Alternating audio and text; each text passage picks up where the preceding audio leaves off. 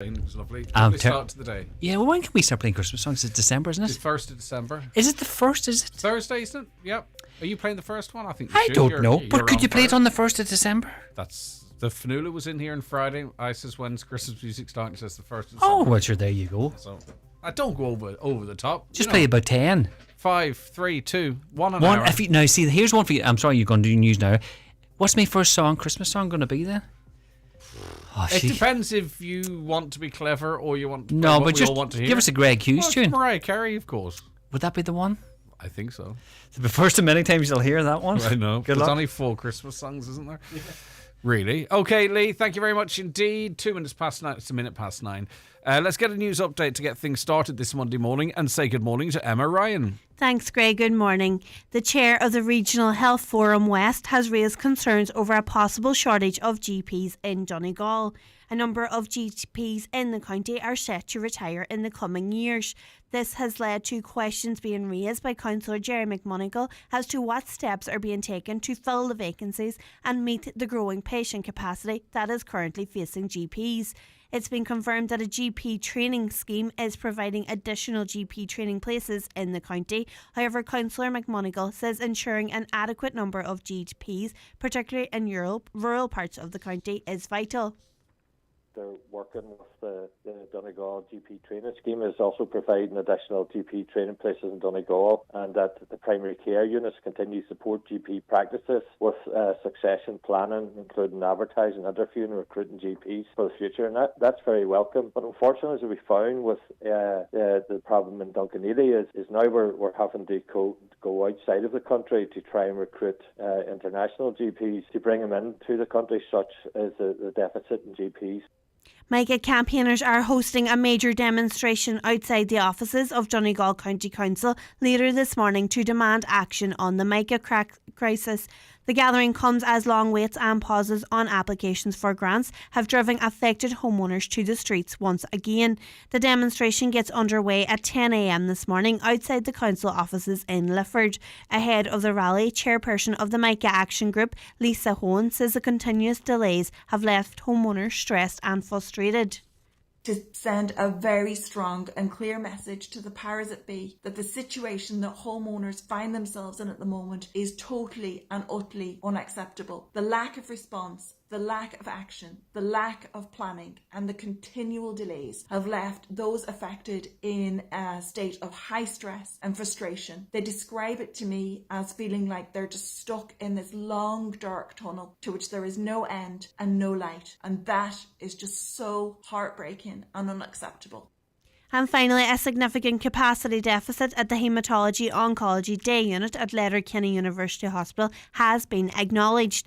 The COO of the Ceuta Hospital Care Group says capacity issues are as a result of COVID protocols and an increase in patients requiring IV chemotherapy on a day case basis. It's been confirmed that work is ongoing to find a long-term solution as well as an interim basis.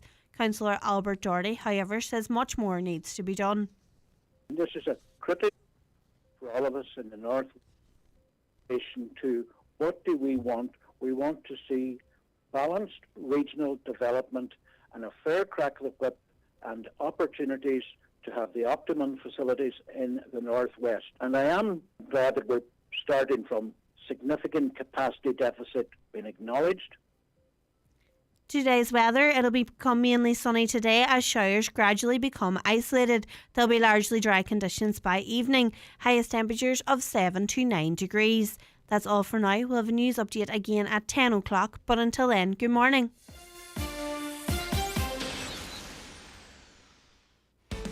Hi, I'm Dave. And I'm Steve. And we're the Happy Pair. Did you know if it says the Happy Pair on it, you can be sure It's healthy, plant-based, made using the best locally sourced ingredients and sustainable. And we are award-winning too, so you know it's worth it. You'll find us in your local Centra and SuperValu. The Happy Pair. Eat well, feel good, live better.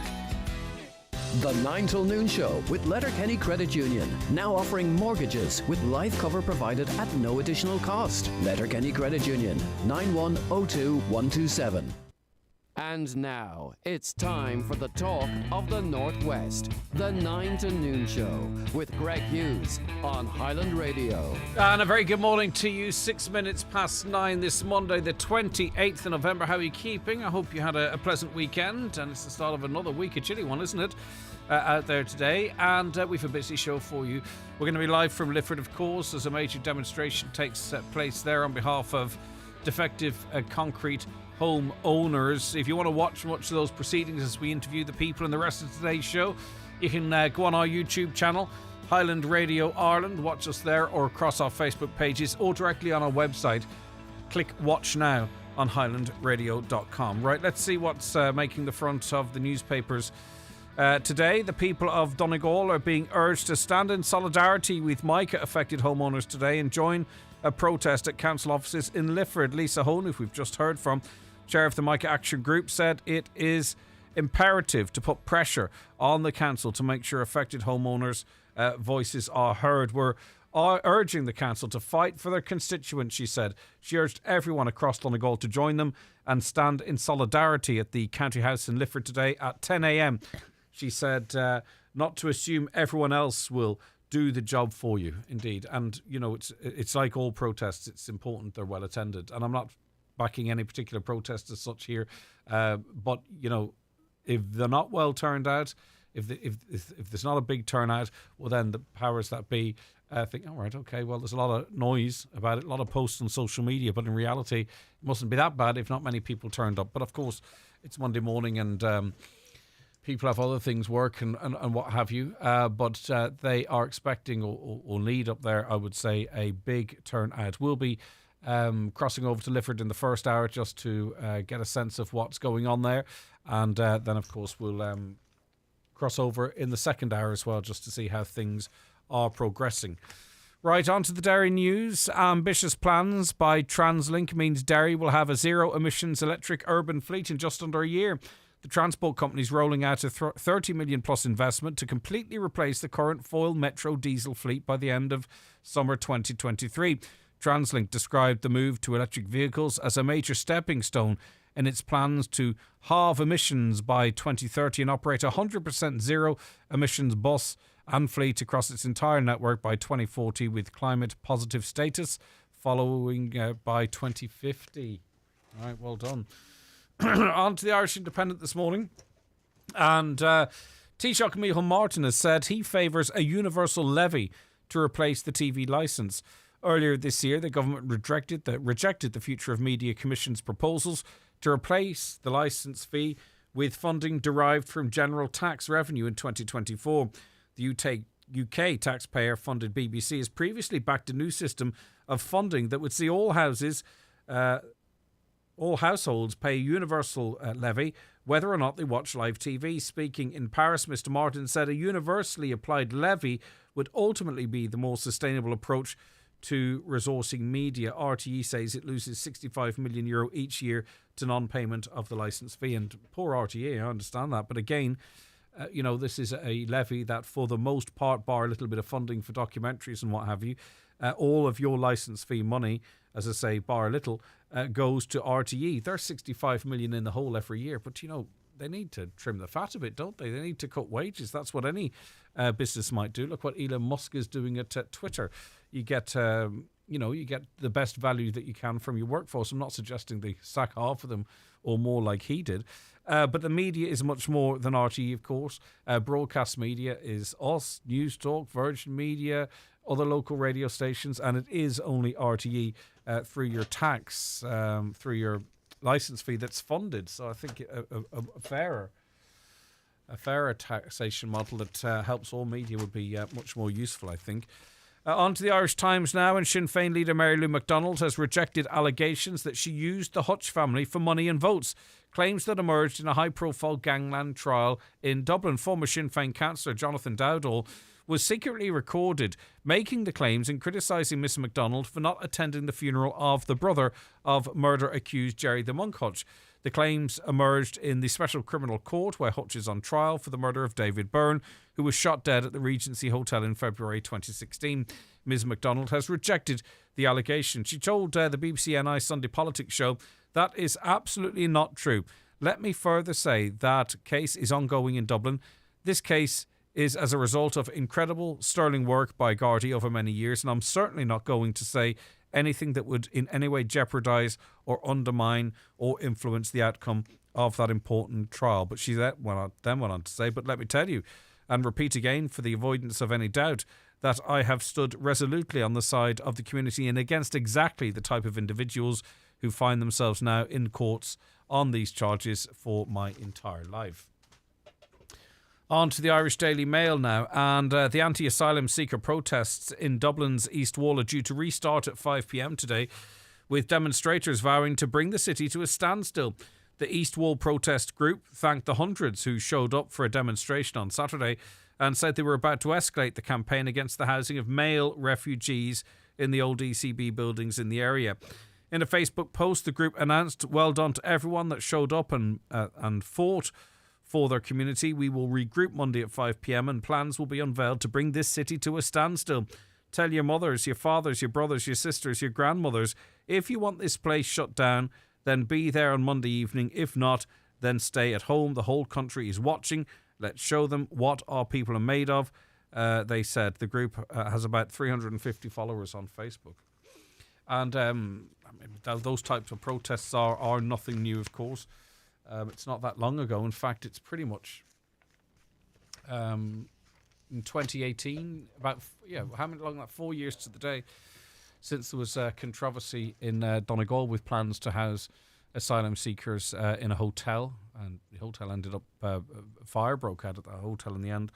But anyway, as I say, it's not something new, but certainly East Wall is capturing the nation's attentions, it seems.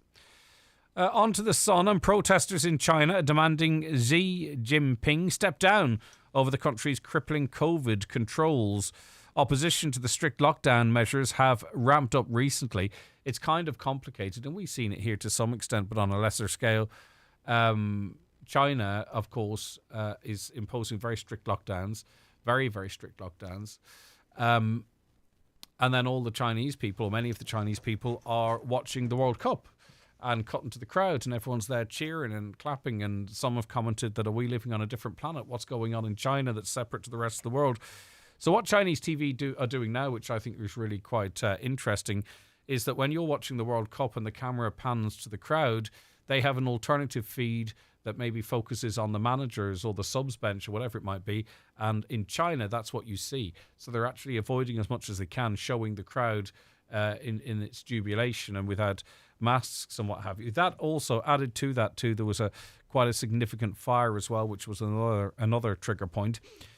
And many young people are publicly venting their fury at the all-powerful Communist Party leaders. Thousands took to the streets of Shanghai despite heavy-handed action by police, while students also demonstrated at universities in Beijing and Nanjing. Now, public protests, particularly against the leaders in China, are very much frowned upon. Their social media and all is very strictly controlled.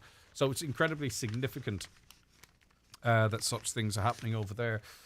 And the Chinese leadership then are blaming Western powers for trying to disrupt the public mood. But I don't know about that. On to the Irish Daily Star now, and a Garda organisation last night restated its opposition to routinely arming members of the force, but wants more specialist gun officers. Garda Representative Association President Brendan O'Connor was speaking after the Taoiseach Leo Varadkar said he'd support a request to arm rank and file Gardaí. And I think Brendan's going to join us on the programme shortly just to get his views out in full. Mr Varadkar, who becomes Taoiseach for the second time next month, said the issue is one for Garda Commissioner Drew Harris, but he would support him if he asked for it. Now, I think Fianna Fáil and the Greens, Leo Varadkar's government partners, have come out against it. But what do you think? Do you think there should be more armed Gardaí? I think we can all agree, can't we, that there should be at least one, if there's not already. I don't believe there is. I think it's in the south of the county. There should be one armed response unit based in a central part of Donegal to respond when needed. Whether all Gardaí should carry guns, what do you think? 08660 25,000. And finally, in the Irish Daily Mirror, Environment Minister Eamon Ryan has said the government is on track to reach the target of having 950,000 electric vehicles by the end of the decade. Mr Ryan said The government will launch a new €100 million strategy next month that will see more charging stations installed around the country. I am sure that I've reported on or read of at least 4 or 5 strategies to provide more electric charge points publicly. And still there doesn't seem to be any more. Can they keep announcing it over and over again, but yet none appear? And those that are there are often broke, you will hear some report. It's interesting that he's back talking about 950,000 electric vehicles. Presumably they're going to include hybrids in there because they've no chance of reaching it otherwise. But he backtracked on that in an interview I heard last month where he sort of said that, it's not really about replacing one car with another car. What we need to do is get public transport and other modes of transport promoted and in place. But now he's back talking, unless this reporter hadn't heard that previous interview, he's back talking about getting to 950,000 vehicles. Well, the government's expected to publish its revised climate action plan, which will set out the roadmap on how it will cut emissions by 50% by the end of the decade. Wait till you see that new roadmap will soften on that 950,000. Firstly, they can't reach it. And secondly, there is, if it's an energy crisis, of course, and we still make energy the dirty way, I can see the Green Party adjusting their position as it relates to the amount of green cars, electric cars to be on the road by 2030. But we shall see. I'll try and remember I said that, and then we'll look at that revised report when it's published. Right, it's 16, just turning 17 minutes past 9 this Monday morning, the 28th of November. Let's take a break. Papers are courtesy of Kelly Centra, Mountaintop, Letterkenny. The 9 till noon show with Letterkenny Credit Union, now offering MyCU current account and debit MasterCard, bringing full banking features, delivered with the same local trustworthy service of your credit union. Join me this Monday for the DL debate as we look back at all the weekend's GA action, including a huge doubleheader this Sunday at Celtic Park as Setanta and Dunloe go in search of Ulster glory. My guests will include Donegal News reporter Frank Craig to look back at the weekend's action and to discuss the excellent Anthony Malloy autobiography written by Frank. We'll also have a special feature on Owen Rose and Tyrone star forward Callum McShane. That's the DL debate just after 7pm news this Monday on Highland Radio and podcast it on highlandradio.com. The DL debate with Sister Sarah's Letterkenny, serving food you'll love in Sarah's kitchen.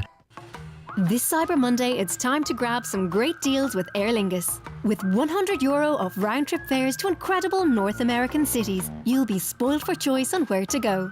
Enjoy US pre-clearance before you board and fly direct to amazing destinations like New York, Miami, LA, Seattle and more. Book now and grab your €100 discount today at airlingus.com. Hurry, sail ends midnight Tuesday. T's and C's apply. Travel 1st of January to 28th of March 2023.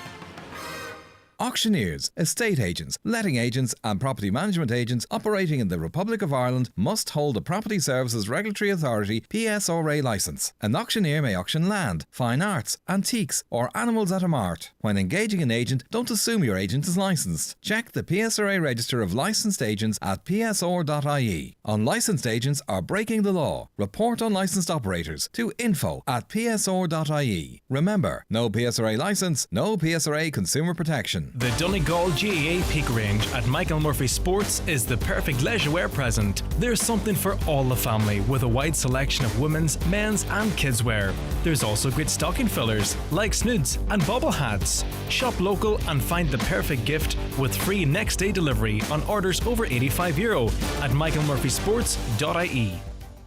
No. Good boy. Keep your hat on, pet. Why? We're playing dinner at the North Pole, remember? So we need to wear our big warm coats inside.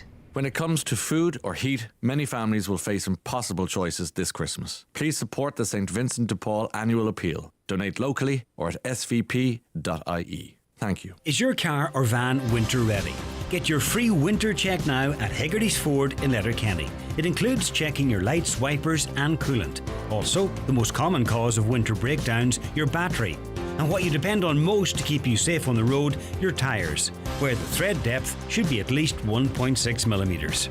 Hegarty's will check all these and more to keep you motoring safely through the winter and beyond. Get winter ready by contacting Hegarty's Ford in Letterkenny today. All right, so Leo Varadkar was asked would he support rank and file Gardaí being armed with guns.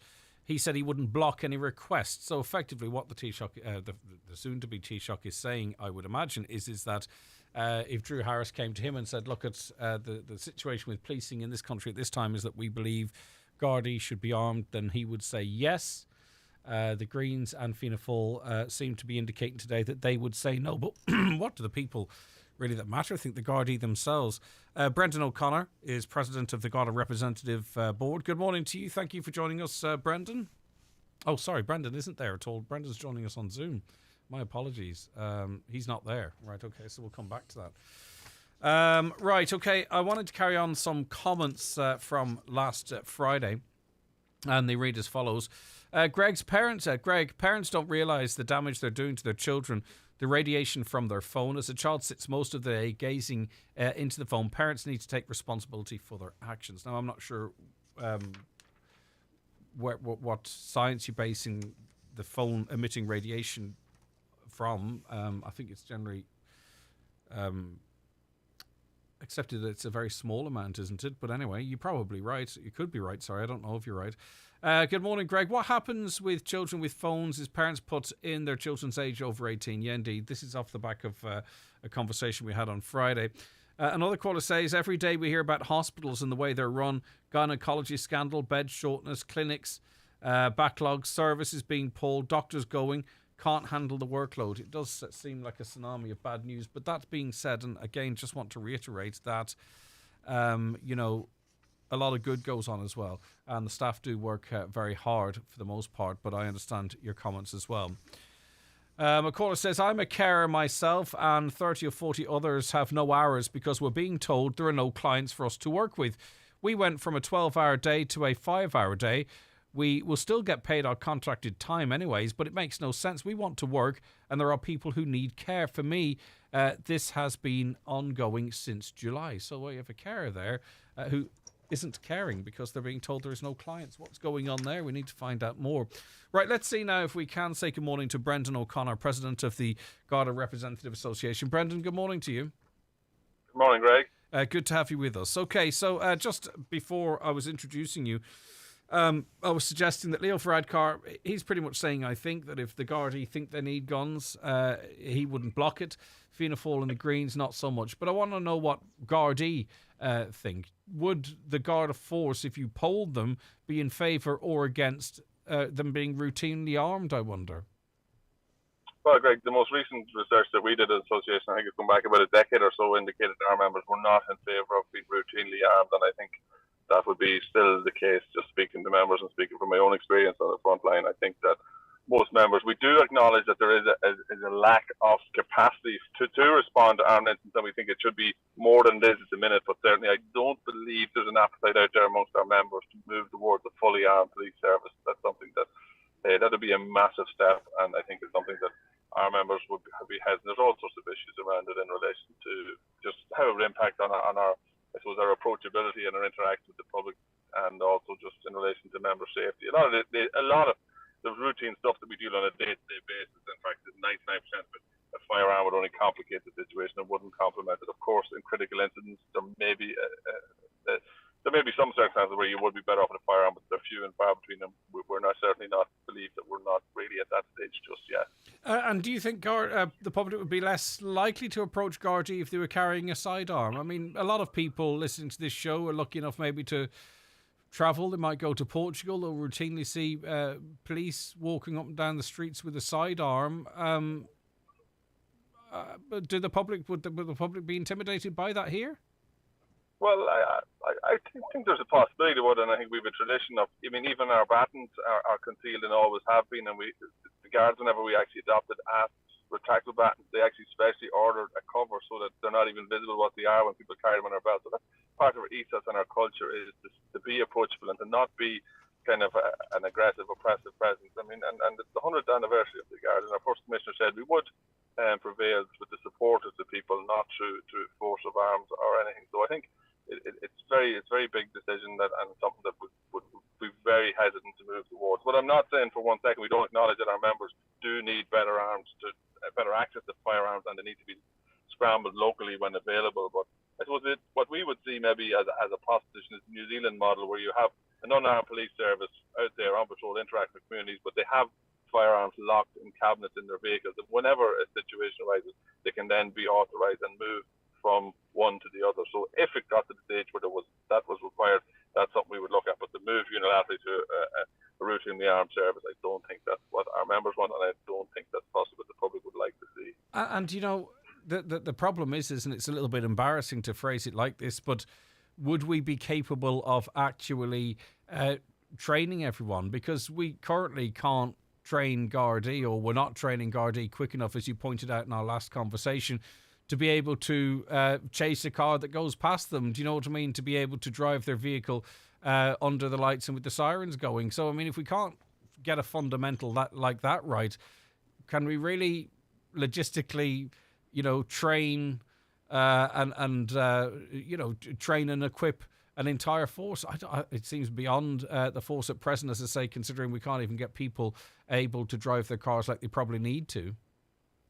Yeah, so as you say, there'd be a huge logistical issue there in relation to, and resource issues, because the cost of issuing firearms, I mean, there's no skill more important to be kept up to date than firearms training. So there's a huge, as you say, logistical and resource issue, and access to firearm ranges are quite limited. And we have a certain number of firearms card holders, which is people who are authorised to carry a firearm, and keeping them trained and upskilled is actually quite a logistic operation. And I hear members often have difficulty accessing their they call it the day on the range. So even that's, so we're reliant on that. So it would just another headache, another problem. And as you say, we can't even get training in basic legislation or our own handcuffs and pepper spray that we're using. A lot of us are out of certification for that. We don't have up-to-date first aid training. So, I mean, to move towards firearms, I don't think it's just very ambitious to even suggest that we would have that capability. But Brendan, your Garda representative members are pretty consistent in their views. As you say, you polled them, you know what they think. The politicians will react to it, but I don't think anyone's actually calling for Gardaí to be armed. So why does this conversation keep coming to the fore, do you think? And we appreciate you accepting our invite to speak about this. But who is pushing, do you think, for Gardaí to be armed, that this keeps being brought back to the fore, I wonder? Because the public aren't demanding it either. I'm not sure where this particular conversation came in. I suppose it may come off the back of the focus of the rising number of assaults on Gardaí, and the conversation in recent weeks was that Gardaí need to be able to defend themselves better and better equipment. So unless it is emanated from that, and those pictures and that footage of Gardaí being beaten on the streets of our capital city, maybe that's where it came from. But certainly, I mean, in such situations, we would see a firearm as a liability, because we need to move somewhere between, let's say, being able to use maybe a little more force than we have at the minute, going from a baton to lethal force is step too far. I mean, there is most police forces have great availability to tasers, and that's the sort of thing we're talking about. Maybe better options for non-lethal force, and maybe encouraging Gardaí and making Gardaí more confident to use the equipment they have, like batons and pepper spray, and not be in fear of oversight and fear of prosecution and being suspended, because they have to justify every single strike, and that's an onerous responsibility on members. So if you see that situation where we all saw where guards under pressure being beaten, and then you have to have the presence of mind and decision making to defend, not using your baton, but just every single strike is going to be scrutinised and has to be justified, and that's something that needs to be looked at. So maybe the current procedures in what we do have, maybe a little bit better equipment with regards to tasers. That's the sort of thing that really the conversation is in Garda stations and the canteens around the country.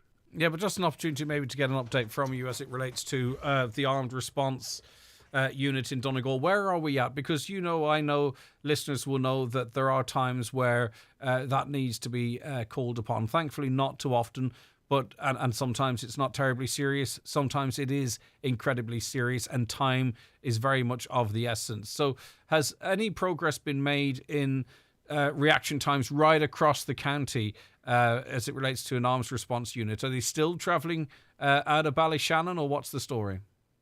They're still based in Ballyshannon, but in fairness, there was a competition there in the last couple of years, so the numbers have increased. So they have more units available and more units covering, but they're still covering that massive distance from South Leitrim to North Donegal. So it's a bit of a lottery sometimes as to where they're going to be. But I haven't heard too many in recent times were the long delays of 3 and 4 hours that we were talking about in the past when we were relying on Mayo to cover when there was none in Donegal. So again, look, you'll always want more. It's like any emergency service, you can never have enough, but I think the problem isn't as acute as it was, but certainly it's still an issue. And when we saw what happened in Strabane and in Derry last week, it just shows how, maybe closer to North Inishowen and to the border is a maybe consideration, but that's an issue for Garda Management Plan. Yeah, what's the situation as it relates to body cams? Because maybe they might help Gardaí in de-escalating instances or may deter people from assaulting Gardaí. Is that what is the situation there? There has been some conversation about that as well, of course. They were told they're on the way. The government are passing legislation, and their own organisation in Garda Síochána are looking, I think, at the equipment that's available. But we're told that it's not going to be possible of every guard issued with a camera before the end of 2023. So again, our members, unfortunately, we're a little bit cynical. We're just going to have to hold our breath and wait and see. But we won't be, as I say, we won't be confident we're getting them until we're wearing them and we're using them. And just finally, just to back onto your comment as it relates to the Garda use of force and when that decision is made, i.e. drawing batons, or if tasers were to be made available using those, could we find ourselves in a situation that Gardaí who are in a certain situation whereby they would need to draw their baton might find themselves not doing so because for fear that could be a worse handling, having to justify their actions and so on and so forth? I mean, is that where we're at?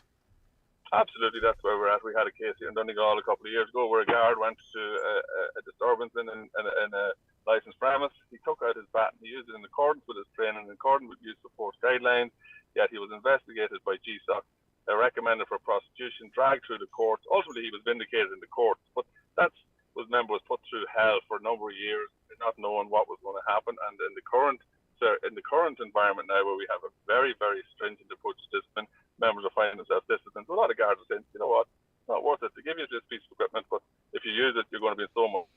Not worth it. So that's where the pendulum has swung, and that's where the problem is in relation to balance. All right, listen, thanks for your time, Brendan. I really appreciate it. Okay, that's Brendan O'Connor there, President of the Garda Representative Association. You're making your views known. So far, the majority of you seem to be opposed to the arming of the Gardaí.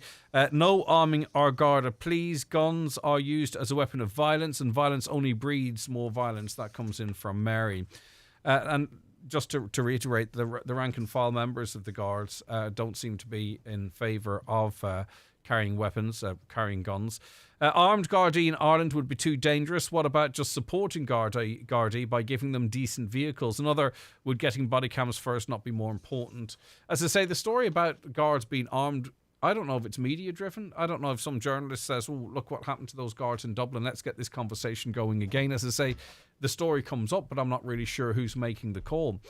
More Gardaí needed, says this caller. Firstly, and definitely cars. Would it not be more beneficial to rebrand the drug squad in Milford? We were speaking to Brendan last week, by the way, about the loss of personnel from the drugs unit. I didn't want to go back over that again, but he pointed out to us 21 members of the Garda drug unit in Donegal last year, 5 this year. Some of that's down to a special operation in Letterkenny where people were moved into the drug squad, but as you can see, obviously, much less than what's needed. The problems are getting worse. The amount of Gardaí focused on drugs is getting fewer. All Gardaí are, but specifically, you understand what I'm saying. Another, have we not learned from America? It's too much power for some people. Indeed. I understand where you're coming from. All right, let's take a quick break, then our next guest joins us. The 9 till noon show is brought to you by Letterkenny Credit Union. Seasonal loans now available for Christmas. Apply online or via our app today and get your loan transferred directly to your current account. If you're a business owner wondering what to get your staff for Christmas, Kelly Centra in Letterkenny have great hampers to suit all budgets. Luxury hampers are a speciality, with delivery available. Also vouchers for Kelly's award-winning diner or Circle K fuel at the forecourt. Get Christmas sorted for your staff now at Kelly Centra, Mountaintop, Letterkenny. Call 91-22026. New this week in Home Store and More. All Cashel Living giftware is half price. That's right, half price. But better hurry, because when all our half price Cashel Living giftware is gone, it's gone. Also, all Christmas table linen and all Christmas tree lights are still half price. But when all our half-price Christmas table linen and all our half-price Christmas tree lights are gone, they're definitely gone. Drop by your local Home Store and More or visit us online at homestoreandmore.ie. Home Store and More. A happy home. There's bingo every Monday night at Halfway House Bingo Burnfoot. Doors open 7:30 with eyes down at 8:30. €2,500 must go. The snowball is now €1,450 on 45 numbers or less. If you're not in, you can't win. That's Halfway House Bingo tonight at 8:30. The Dunstores Great Christmas Giveaway is now on. To celebrate the festive season, we are giving shoppers a chance to win a Dunstores gift card worth €10,000, as well as hundreds of shop and save vouchers every week. To enter, simply download our app, add your Value Club card, and use it when shopping in-store and online. Dunstores. Make Christmas for everyone. Terms and conditions apply. Dunstores app users only. Caller says, good morning, Greg. I listen every day. You provide a welcome escape from the doom we get in our news over here. Just wanted to say keep up the good work. That comes in from Martin in Clackmannashire, Scotland. Okay, thanks, Martin. I don't normally get that compliment, but I appreciate it. Good morning, Greg. Leo has to go. We need an election. Men in power, mad men in power. We all seen what happened. Okay, thank you very much for that. Let's get them to wear body cameras first. I appreciate that. From the 20th of December, the cost of charging your e-car will go up 67%. I think this needs to be talked about in case people don't know. That's public chargers. The majority of charging, I believe, is done at home. So maybe it might be something that discourages people, maybe not. Do you know, sometimes you know what's going on, but you don't actually really think about what's going on. We have a huge resource off the Donegal coast, of course, off the west coast of Ireland, not just Donegal, and that is amazing fish stocks, or amazing amounts of fish, or an amount of fish. I don't know how big the stocks are at the moment, but we can't really fish them, even though they're in Irish waters, and people are scooping them up. And people are scooping them up and making a fortune out of it. And we have our fishermen being paid sometimes just to simply tie their boats up. And many are leaving the industry altogether. John Shine, former fisherman who runs Shine Seafood in Keelbegs, joins us now. John, thanks for chatting. I appreciate it. Thanks for the call, Greg, and always happy to give you a view on it. Yeah, thanks, John. When you take a step back, I mean, obviously those in the industry are acutely aware of this. You live it every day, but us as the general population, if you know what I mean, when you take a step back and you look at what's going on, you look at marine traffic and you see the amount of massive vessels off our coast. Many of them are floating factories, so, you know, we don't even get the processing end of the deal. It's remarkable, really, what's going on, isn't it? Yeah, well, you see, the problem, Greg, is a lot of people in Ireland are very unaware of what's off the west coast of Ireland in terms of our fishing resources. I mean, we sell Irish albacore tuna in about 900 stores in Ireland, but people will stand in front of you and tell you Irish fishermen don't catch tuna. Irish fishermen catch two types of tuna. One is called albacore and the other one's called bluefin. Now, bluefin, we don't have a quota for that fish, and this is the product. This is the fish in particular that's causing big concern on the west coast of Ireland. The European Union, as a bloc, including Ireland, has a quota of 21,000 tonne of bluefin tuna. Now, these fish spend probably 4 months of their year in Irish waters. They're in every bay. They're actually that plentiful in some parts of Donegal, they'll have to cull them like they would have to cull the sheep in the Phoenix Park, because the impact they're having on inshore fish would be devastating for some stocks. They're running wild. But Ireland has never got a quota to fish these fish. So if we catch one by accident, we actually have to dump it at sea. It's an offence to bring it ashore. So that's the problem we have here. And this resource could be worth millions to all the coastal communities on the west coast. One of the arguments that's made, Ireland... and it seems a little bit ridiculous to me, is that we didn't traditionally catch these fish, so why should we get a share of the quota? But sure, we traditionally were able to catch more fish, and that was taken from us. So it's a bit of cherry picking of history in terms of what we can and can't catch there. We were catching these 40 years ago, and we did have a fishery these, but they weren't being recorded because it wasn't necessary to record them, so it didn't basically show up. But there is a track record within the department of Irish fishing boats fishing these fish, because the department had to issue certificates to export them, because these fish have been exported from Ireland back in the 80s and 90s, and maybe as far as the early 2000s. So there is a track record. So it's not particularly accurate to say we don't have a track record on fishing it. Yeah. And as for that argument, it's going back a bit though, John. Was the point? How many fishing deals have been negotiated between now and 40 years ago? But you're the expert, so I take your point. But that's the kind of the broader point I was trying to make. Norway never had a quota until 3 years ago or 4 years ago. Now they've got 500 ton because they said this is a resource of our nation. They're in our waters, and we own them while they're in there. And with the waters getting warmer, we now have anchovies being caught in Dingle Bay. I mean, these weren't here 30 or 40 years ago. So you do have fluctuations in types of fish that you have in your water. 30 years ago, Donegal Bay would have been full of mackerel this time of year. Mm-hmm. Now they're further north.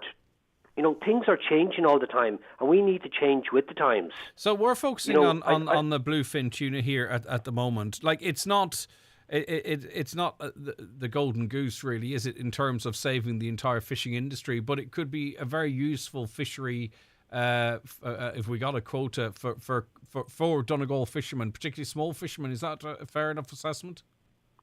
That's a fair point. Now, if this was, we'll call it an artisan fishery, and I'm talking about guys going out, maybe mixing it like a hybrid version, going out doing a bit of angling, which they do in Killybegs to do a catch and release, and they do that in some parts of the country. They catch and release bluefin tuna, and they tag them, and they do that sort of work which monitors the stock. But if you could bring that to another level, do the catch and release on a managed basis, but allow the boats to bring in one fish per week. And I would mean a fish that would be ordered. That if a Tokyo hotel or a market somewhere wants one 500-pound fish, that the boat... Some of these boats in Killybegs can catch up to 40 fish a week for angling at the moment and release them again. So there's loads of them. But if they were told, this week we want you to bring in a 100-pound fish, a 400-pound fish, or whatever it is, and bring that into the market and sell it as what it should be, a gourmet product. You're talking about maybe €5,000 for a decent-sized fish. That has an astronomical knock-on effect in terms of our tourism. It makes it a viable fishery for small inshore boats. Mm. But why so small? Why pitch it so small then? John, why not look for even a bigger share of those quotas? Because the conversation's happening now, the meetings are happening now. Charlie McConaughey's sitting down with his European partners, trying to see what he can eke out for Irish fishermen. So why think so small? Well, why not think bigger? Why shouldn't we get a much greater percentage of these stocks? Well, these quotas. We get 8% of the albacore tuna quota, which is 3,000 ton. So we got 8% of the bluefin tuna. That's 2,100 ton, and an average €20 a kilo. That's €31 million. That's a significant amount of money for your small inshore fleet. And this isn't what I'd call industrial fishing. This isn't large scale. Like what those Japanese are at up there, good luck to them. They are fishing this on an industrial scale. And it kind of makes a bit of a joke of us because these fish are feeding in our waters all summer. And we're just looking at them. Actually, we're criminalised if we catch them. It's worse than that. So we need a level playing field here. And it's about time that our representatives, when they go to Brussels, that they hit the table and say, come on now, guys, We want our share of the pie. This is ours as much as it is anybody else's. And that's the point I would be making. Yeah, all right, and we'll see. We'll watch with interest. I mean, these, and I think that because of the cleanliness of our waters, these fish are even more valuable to the Japanese market, aren't they? There's been a bit of controversy about mercury levels in fish off Japanese waters in recent years, but tuna caught here, the cream of the crop, or caught after they leave. Way a far superior product. I mean, even with issues like Fukushima, levels of radiation in the North Pacific would be considerably higher. Levels of mercury would be considerably higher. So you're talking about a total different product here, you know. And when they sell it in the Japanese market, they brand it as North Atlantic, and sometimes they would imply that it's caught off the coast of Ireland. Now, it is caught on the 200-mile line. They are actually in the international waters, so they're not actually doing anything wrong. And that's been implied by some people. What they're doing, they're perfectly entitled to do it. But when you consider the motivation to travel nearly 8 weeks by sea to come to pick up something that we could fish from the shore in some parts of Donegal, it really makes you think, are we being made fools of here completely? I think the biggest problem is the people that are doing the negotiations are not stakeholders. And by that, I mean, I would define a stakeholder as somebody either has their livelihood on the line, their property or their business. They're stakeholders. They're invested in it. But is that not how it works, just have high-ranking civil servants. Yeah, but is that not how it works? They're going away to negotiate, and the outcome has no impact on them or the community whatsoever. But you could say that probably of every decision that's made, almost, both on land and on the sea. But is that not what the likes of the Killybegs Fishermen's Organisation and others are about? They feed into those that are involved in these negotiations. Is that not just how the system works? Well, it's not working. That is the problem. Like, it's not working. I mean, we have the greatest resource in Europe now since England left. We have the most waters in the European Union. And yet I would say that the fishing industry is a liability to the taxpayer by the time we pay for the department, BIM, the Marine Institute, managing the harbours. How could we have the greatest resource in Europe and it ends up being a liability to the taxpayer? You know, it's insane what it generates compared to other countries. I'll give you an example. The coastline of Belgium is 67 kilometres long. The coastline of Louth is 100. Louth is our smallest county, but yet Belgium has 20 times more black sole in the Irish Sea than Irish fishermen. Mm-hmm. Like, we've got such a bad deal, and it continues to get worse and worse. Mm-hmm. Every other fleet in Europe are buying new boats, expanding. We're losing 1/3 of our whitefish boats because they just don't have quota in our own waters. You know, this doesn't make sense at all, what's going on. Yeah, all right, John, listen, thanks for your time. Thanks for accepting the invite to speak to us. John Shine, former fisherman who runs Shine's Seafood in Killybegs. We'll get a quick word from another former fisher person after these.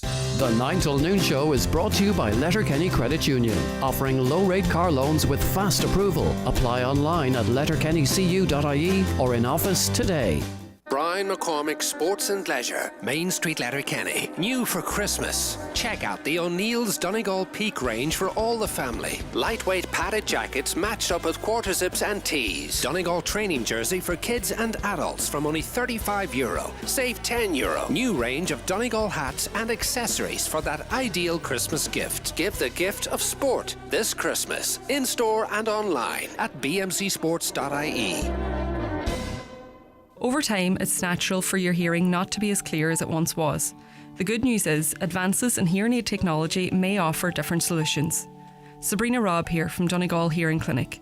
We provide peace of mind with hearing issues that affect people of all ages.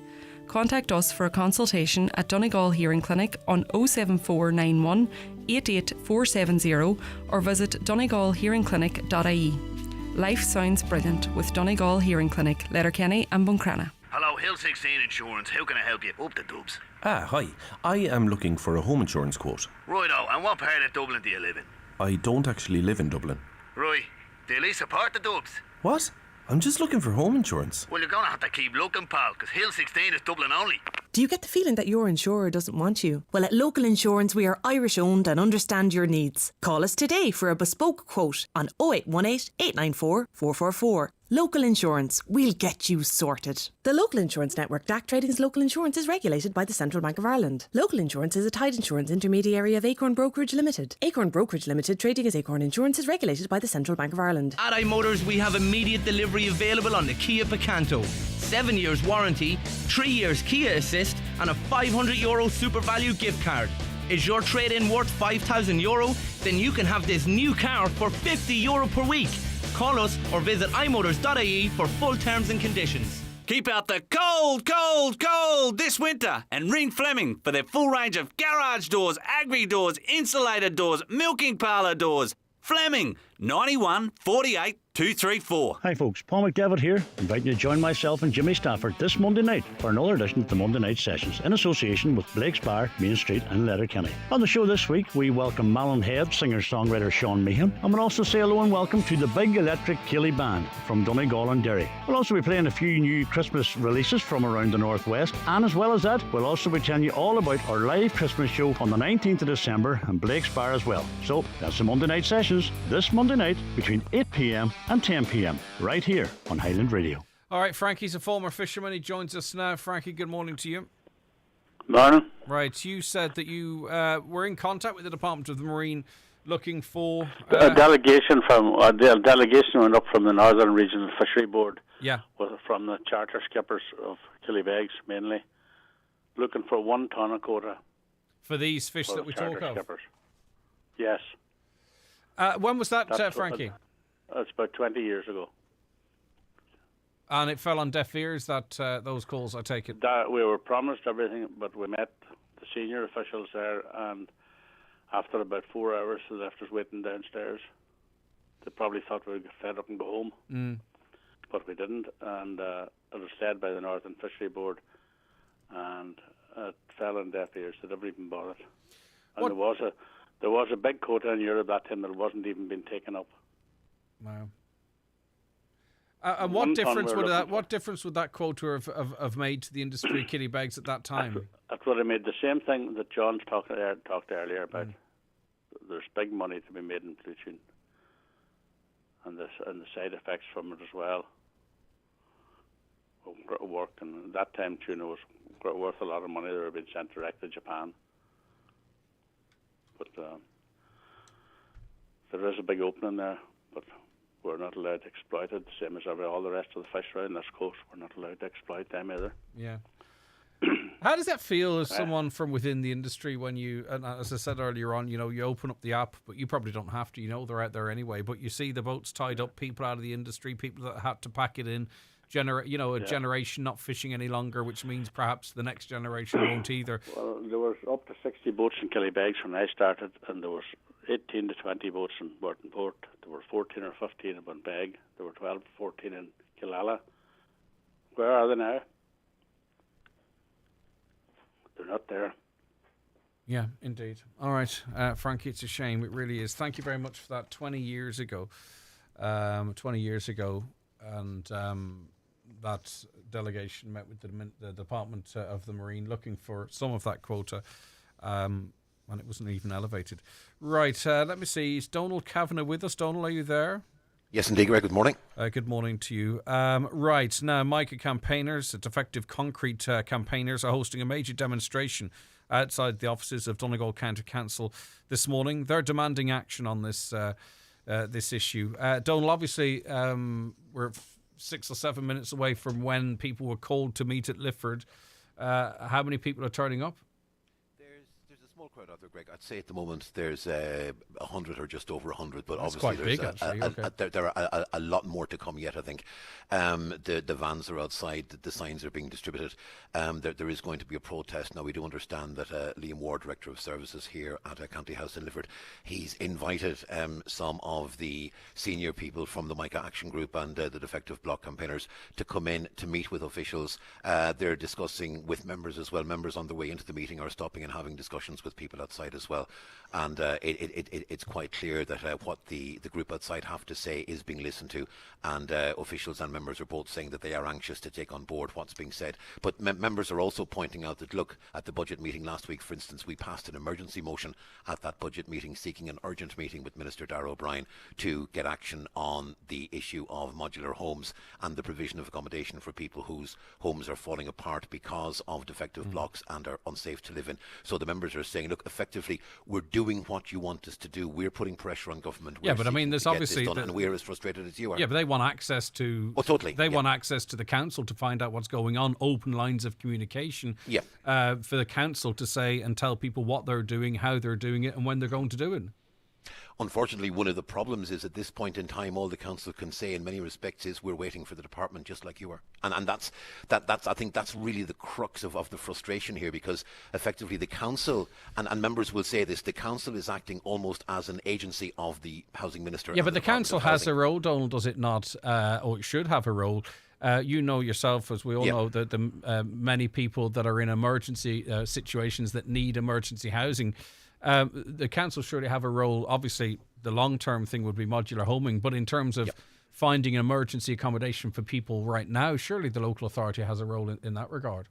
Well, the council does have a role, but what the council is saying is we can't do this without the funding from and without the input of the Department of Housing. Now, what the council's been getting from the Department of Housing is we're getting it all together, we're getting it together, stand by, we're going to come back to you. And there is frustration, obviously, as a result of that, predominantly and most importantly and, most seriously on the part of those who are in homes wondering what's going to happen to them over the next couple of months. I mean, people are saying, and they've said it to you on the show several times, we cannot take another winter in our homes. We need action now. They're going to the council and they're expressing their frustration in front of the council. Effectively, what the council is saying to them is, look, we're waiting on the Department of Housing to come to us with the money, to come to us with the structures, to come to us with the actual protocols whereby we can start implementing these decisions.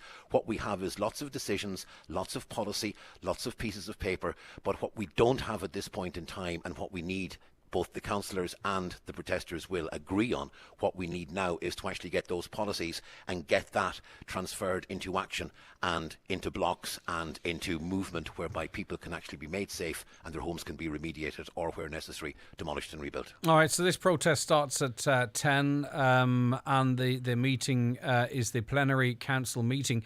How is that all going to work? How is one going? Is the council meeting progressing as scheduled? Or councillors walking past these protesters to go in and conduct their council business as normal? The meeting itself is due to start at 11. As I said, a number of members are outside and in the building already, and by and large the members have been stopping and speaking to protesters outside. Now, I think in fairness it must be said at no point have any protesters attempted to prevent anyone from entering the building, and I don't see any evidence that the protesters are going to seek to frustrate or to stop any business from taking place. I'm not getting that impression at this point in time. That may change, but at the moment the protesters are making no attempt to frustrate anyone from going about their business. But certainly members are speaking to the protesters, and members of the action group have been invited in for a meeting with officials, and we understand that is taking place in the next while. All right, Donal, listen, thank you very much for that. Donal Kavanagh is going to be reporting, of course, from Lifford, the council meeting, when it gets underway, and of course keeping us updated as things progress as it relates to that demonstration. And we'll be speaking to some of those, of course, involved in that demonstration in the next hour.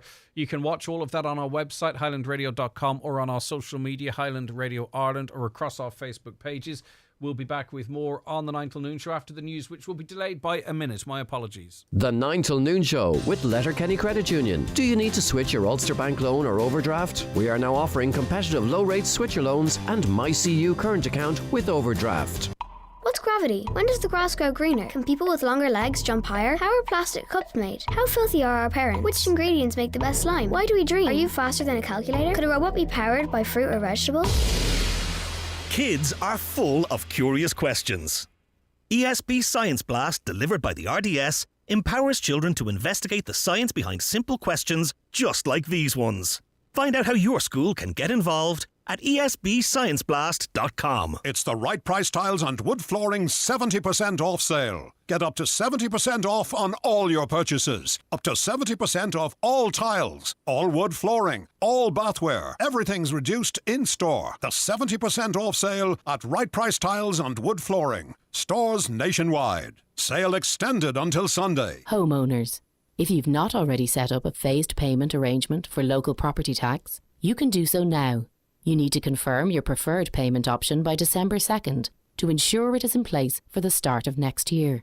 The easiest way to do this is online at revenue.ie using either the LPT portal or My Account. It's Black Friday super sale time at McElhenney's with unmissable discounts and offers this weekend only. Discover amazing offers with women's, men's, kids' clothing and footwear. Plus, don't miss out on our jewellery, beauty and gift offers just in time for Christmas. Shop these and many more unmissable offers this Black Friday weekend at mcelhenneys.com. The winds have changed for Bord na Móna, and commitment to green energy has become our home turf. It started with Ireland's first onshore wind farm at our Bellacorrick site in County Mayo. And we didn't stop there. Now, we're delivering renewable energy including solar, wind, battery and biomass. Surprised? Well, now you know. We're more than Mona. For more on our climate solutions, visit bordnamona.ie. Hello there. Golly gosh, it's almost Christmas and we want to help you here at Harvey's Point make it extra special. And what better way than with a Harvey's Point gift card. Available to order direct from the hotel 074 97 22208 or online at harveyspoint.com. It's the gift that keeps on giving all year round. A Harvey's Point gift card. Live, on air, online and on the Highland Radio app. This is Highland Radio News. Good morning, it's 10 o'clock. I'm Emma Ryan. A demonstration has got underway outside the offices of Donegal County Council as defective block homeowners demand action on the crisis. The gathering comes as long waits and pauses on applications for grants have driven affected homeowners onto the streets once again. The demonstration got underway outside the council offices in Lifford to coincide with the council last meeting of the year. There will be updates on the demonstration throughout the 9 till noon show and also on our website at highlandradio.com. Detectives in Derry are investigating a report of a shot fired at a house in Culdaff Gardens in the city last night. Sometime around 9 p.m, it is believed a number of masked men entered the house, one of whom was said to have been carrying a firearm and fired a shot at the front door before making off. 2 men were in the house at the time. Fortunately, no injuries have been reported at this time. Police are appealing to anyone with information to contact them on 101. A Donegal Garda representative does not believe there is an appetite among members for Gardaí to be armed.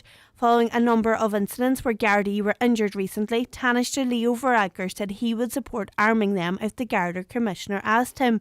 Garda Representative Association President Brendan O'Connor said it would be a massive step and not something members would be fully in favour of. The most recent research that we did as an association, I think it's gone back about a decade or so, indicated that our members were not in favour of being routinely armed, and I think that would be still the case, just speaking to members and speaking from my own experience on the front line. I think that most members, we do acknowledge that there is a lack of capacity to respond to armed incidents, and we think it should be more than it is at the minute, but certainly I don't believe there's an appetite out there amongst our members to move towards a fully armed police service. That's something that would be a massive step, and I think it's something that our members would be hesitant at all.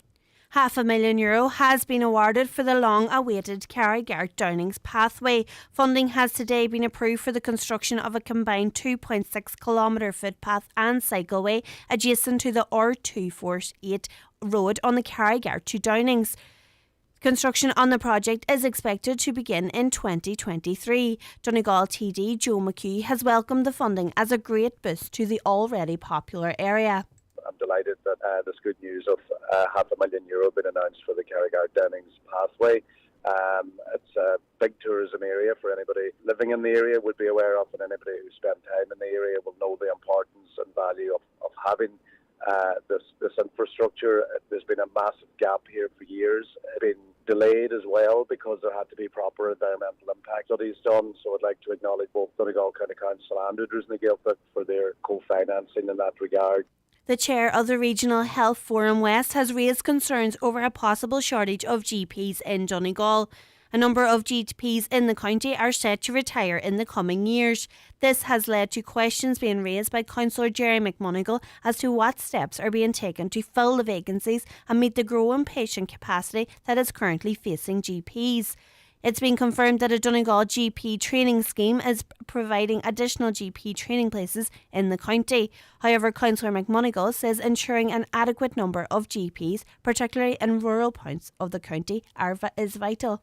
They're working with the Donegal GP training scheme is also providing additional GP training places in Donegal, and that the primary care units continue to support GP practices with succession planning, including advertising, interviewing and recruiting GPs for the future, and that's very welcome. But unfortunately, as we found with the problem in Duncanely is now we're having to go outside of the country to try and recruit international GPs to bring them into the country, such as the deficit in GPs. And finally, a significant capacity deficit at the Haematology Oncology Day Unit at Letterkenny University Hospital has been acknowledged. The CEO of the Ceuta University Healthcare Group says capacity issues are as a result of COVID protocols and an increase in patients requiring IV chemotherapy on a day-case basis. It's been confirmed that work is ongoing to find a long-term solution as well as on an interim basis. Councillor Albert Doherty, however, says much more needs to be done. This is a critical question for all of us in the Northwest in relation to what do we want.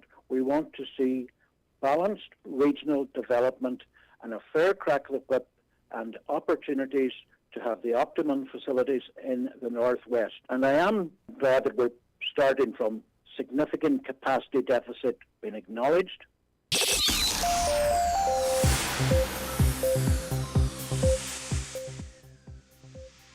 To weather now, showers gradually will become isolated and there'll be largely dry conditions by evening.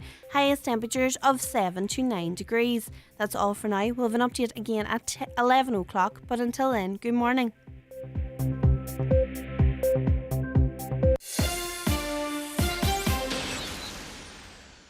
Obituary notices for Monday morning, November 28th. The death has taken place of Gertrude Maggie Monday, 50, the Glebe, Letterkenny, formerly Germany and England, reposing at the Eternal Light Chapel of Rest, Mountaintop, Letterkenny, with service of Thanksgiving at 1:30 p.m. today, followed by funeral and burial in Gort Lee Cemetery. Family flowers only, please. Donations, if wished, to the Friends of Letterkenny University Hospital, care of Pascal Blake, Funeral Director. The death has taken place in Glasgow, Scotland, of Neil Doherty, Row, Glengullion House, Railway Road, Buncrana. Funeral arrangements will be confirmed later. The death has taken place of Caitlin Strain, Ballyderowan, Burnfoot.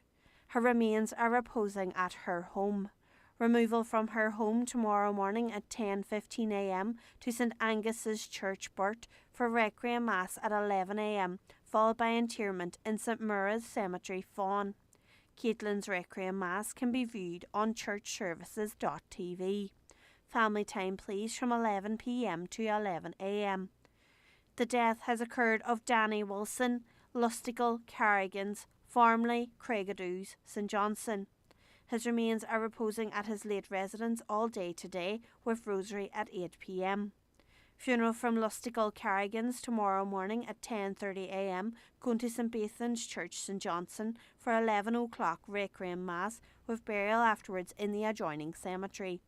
Donations in lieu of flowers, if desired, to Friends of Lifford Hospital Fund, care of any family member or Kelly's Funeral Directors.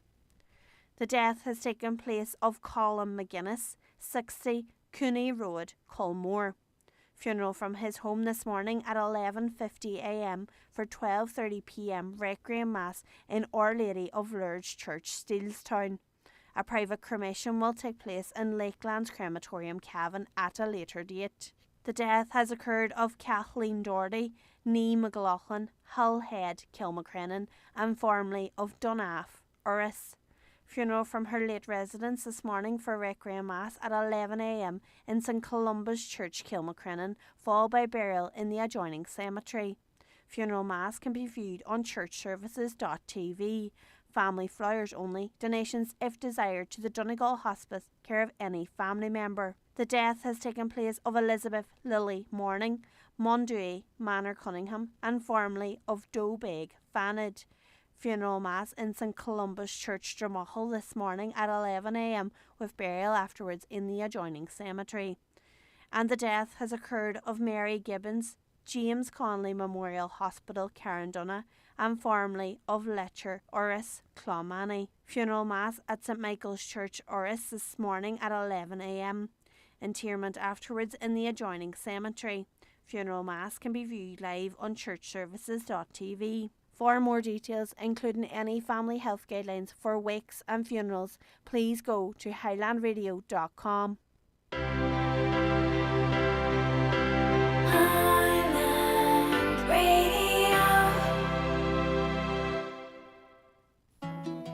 It's flu season, and children are twice as likely as adults to catch the flu, which can sometimes cause serious illness.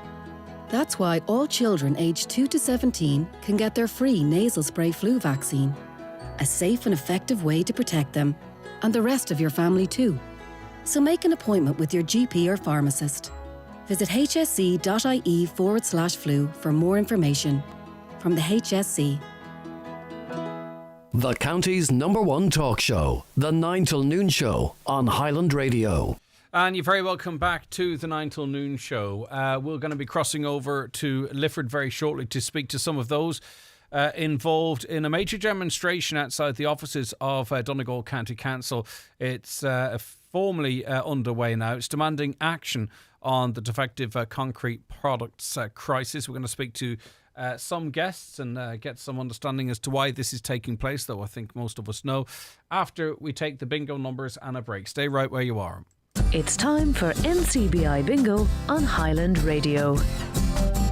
It's Monday the 28th of November. You're playing on the green sheet. The reference number is S16. It's game number 48. The numbers are 2, 79, 22, 82, 42, 84, 77, 6, 35, and finally 50.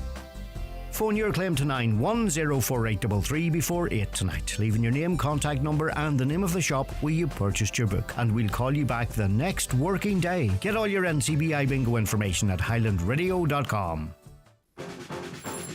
Hello, Dream Inspector. 50 grand. Got it. Wait, 10 winners of 50 grand each every Tuesday and Friday? So every Euro Millions draw till Christmas is guaranteed 10 Irish winners of 50 grand each?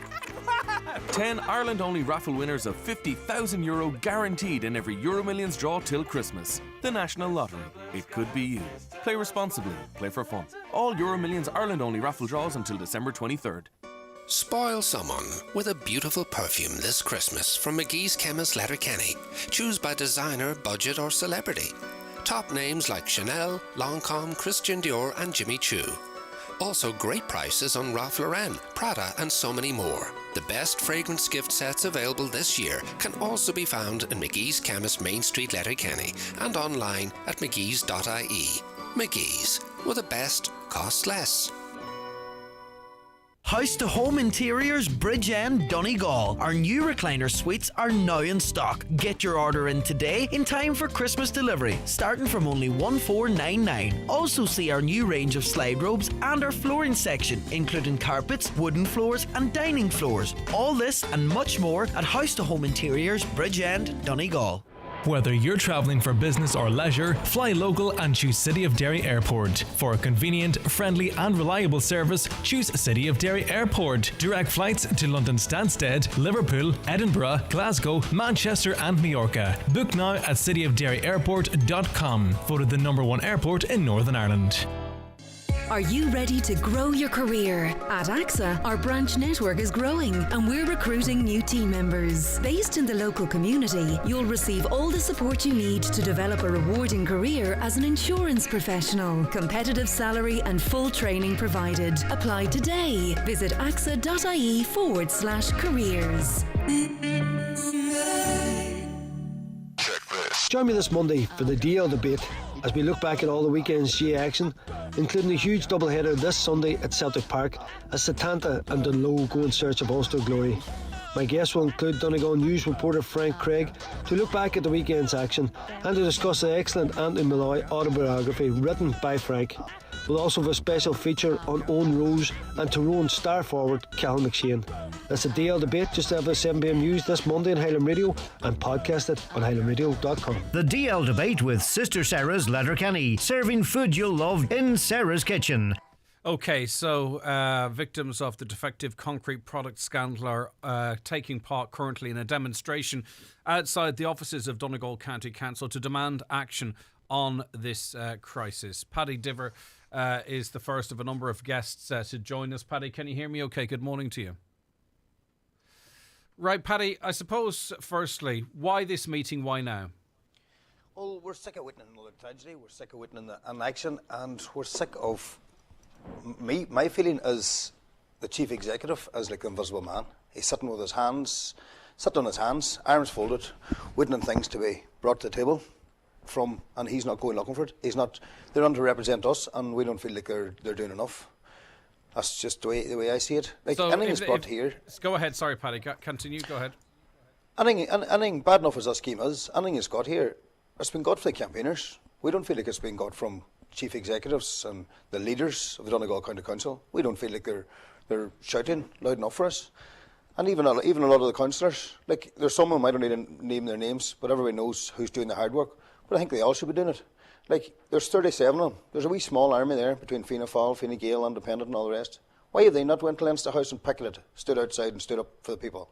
We represented them to stand up for us, and we don't feel like they are. We're sitting back here and we're watching just so much lack of an action, lack of planning, lack of progress. Like, we see the Mica committee meetings. This is serious, important meetings for plans, for rollouts. We've just seen them cancelled, just a stroke of pen. Somebody asks a question. No, I don't like that question. I'm getting out. No, that's not right. One councillor in particular seems to be, there's over 8 meetings cancelled in the last 2 years. It's disgraceful. And not only does it be cancelled on a July, and you turn around and say, right, we'll reconvene that there now, maybe next week. No, it's still kept to the original next meeting, so it'll be like 3 months down the road. It's going to be 6 months from one meeting was cancelled to another, if there's any progress been done. We're stuck in no man's land here. We're up here fighting for the people because of the emergency accommodation needed, the 15,000 and the 400 people on the stage 1.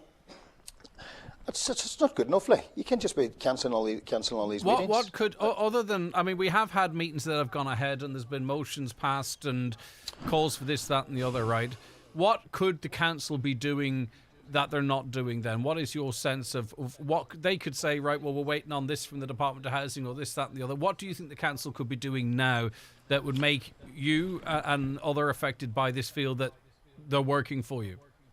Well, what you just said, I don't like to hear these headlines. It seems to me they're happy headlines and motions passed. Does people know there's over 600 motions goes to the council every year? 600 motions. And 500 of them maybe per year would be in them positional meetings. But these motions are just headlines. On May 2021, the motion was passed off to the Minister of Housing for modular homes by these 37 councillors. So every one of them agreed it needed to be done. But whenever it was ignored, they just sat back waiting to say, oh, so we've sent an email. Chase it up, follow it up, put the pressure on, get something done. Like, what's their plan? What was their plan after that? If they turned around and says, yes, we will give funding, Had anybody done the homework in the background to say, right, I know a modular home man here will turn around this here scheme for that. It's a plan and a programme plan. Like Mayo have invested out of the Donegal, out of the Mayo County Council on professionals. They've tendered for professional people to help. And if the Donegal County Council think that they need professional help, which I do, definitely believe that they do, well, they need to do it. It's like these applications. There's nobody out there can tell me that these 400 applications are only waiting on Pirate and Priority to be recognised. There's enough Mica contents alone that these people should be going on, rolling forward. So that pulls it down to 300. You know, there's a lot of things out there. There's IT system that's coming up on the computers. That's all be a question I'll be asking. As the council, are they ready for that now? They're ducks lined up in a row, as I'm asking. I think they're not. Right, so what's the situation with today? I mean, there is a scheduled meeting that is scheduled to go ahead. I mean, are you happy for that meeting to go ahead, or do you want all other business suspended to deal with and listen to the concerns of the demonstrators today? Like, what do you want from today? Well, listen, we want them to listen to our frustration and their lack of action, and I want them to answer some questions about the progress, about our fears of the leadership, and about what is the plan for the emergency housing of the people. There's people living in damp holes that they've got emails for over a year. It's not good enough. There's old people in their 80 years of age that is living in damp houses. That's not good enough. And to stop a problem from happening down the line, that's £15,000. They need to put pressure on the departments. There's no need for the ordinary homeowners shouldn't have to run to Dublin every turnabout. They just shouldn't have to every time we want something. These people who represented us need to be doing the fighting for us in there. I don't hear half of these councillors doing half enough, and especially from the leaders. The CEOs, they're shocking. An absolute disgrace. Invisible Man's John McLaughlin's nickname. That's the bottom line in my eyes. All right, well, that is your opinion, but I understand where the frustration is coming from. What's been agreed for today then? Well, really, what's agreed today is we're going to get to address the council, and it'll be about why we're here today, what we're sick of, how we feel let down by the council. That's going to be coming at 11 o'clock. As they tried to have a meeting earlier at 9 o'clock and behind closed doors, but I says no. If this is supposed to be live on Facebook, let the people hear the questions we've got to answer. Let's hear the answers that the council give us. They have been ignoring the Mica Action Group's emails and phone calls for the last 5 weeks, not a word. So listen, the pressure, the people is putting on pressure. You can see things happening. You can see little things happening, not enough. But they're turning around, they're telling the Mica Action Group they're going to have a meeting every 2 weeks.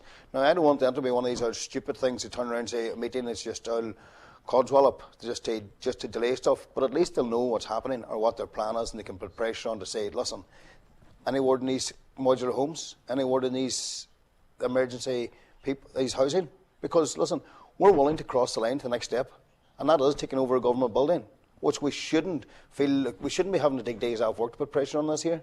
But we are, and if they don't meet the demands, we're going to follow through with taking over a government building, with the people that need the emergency accommodation, and their sleeping bags, and their tents.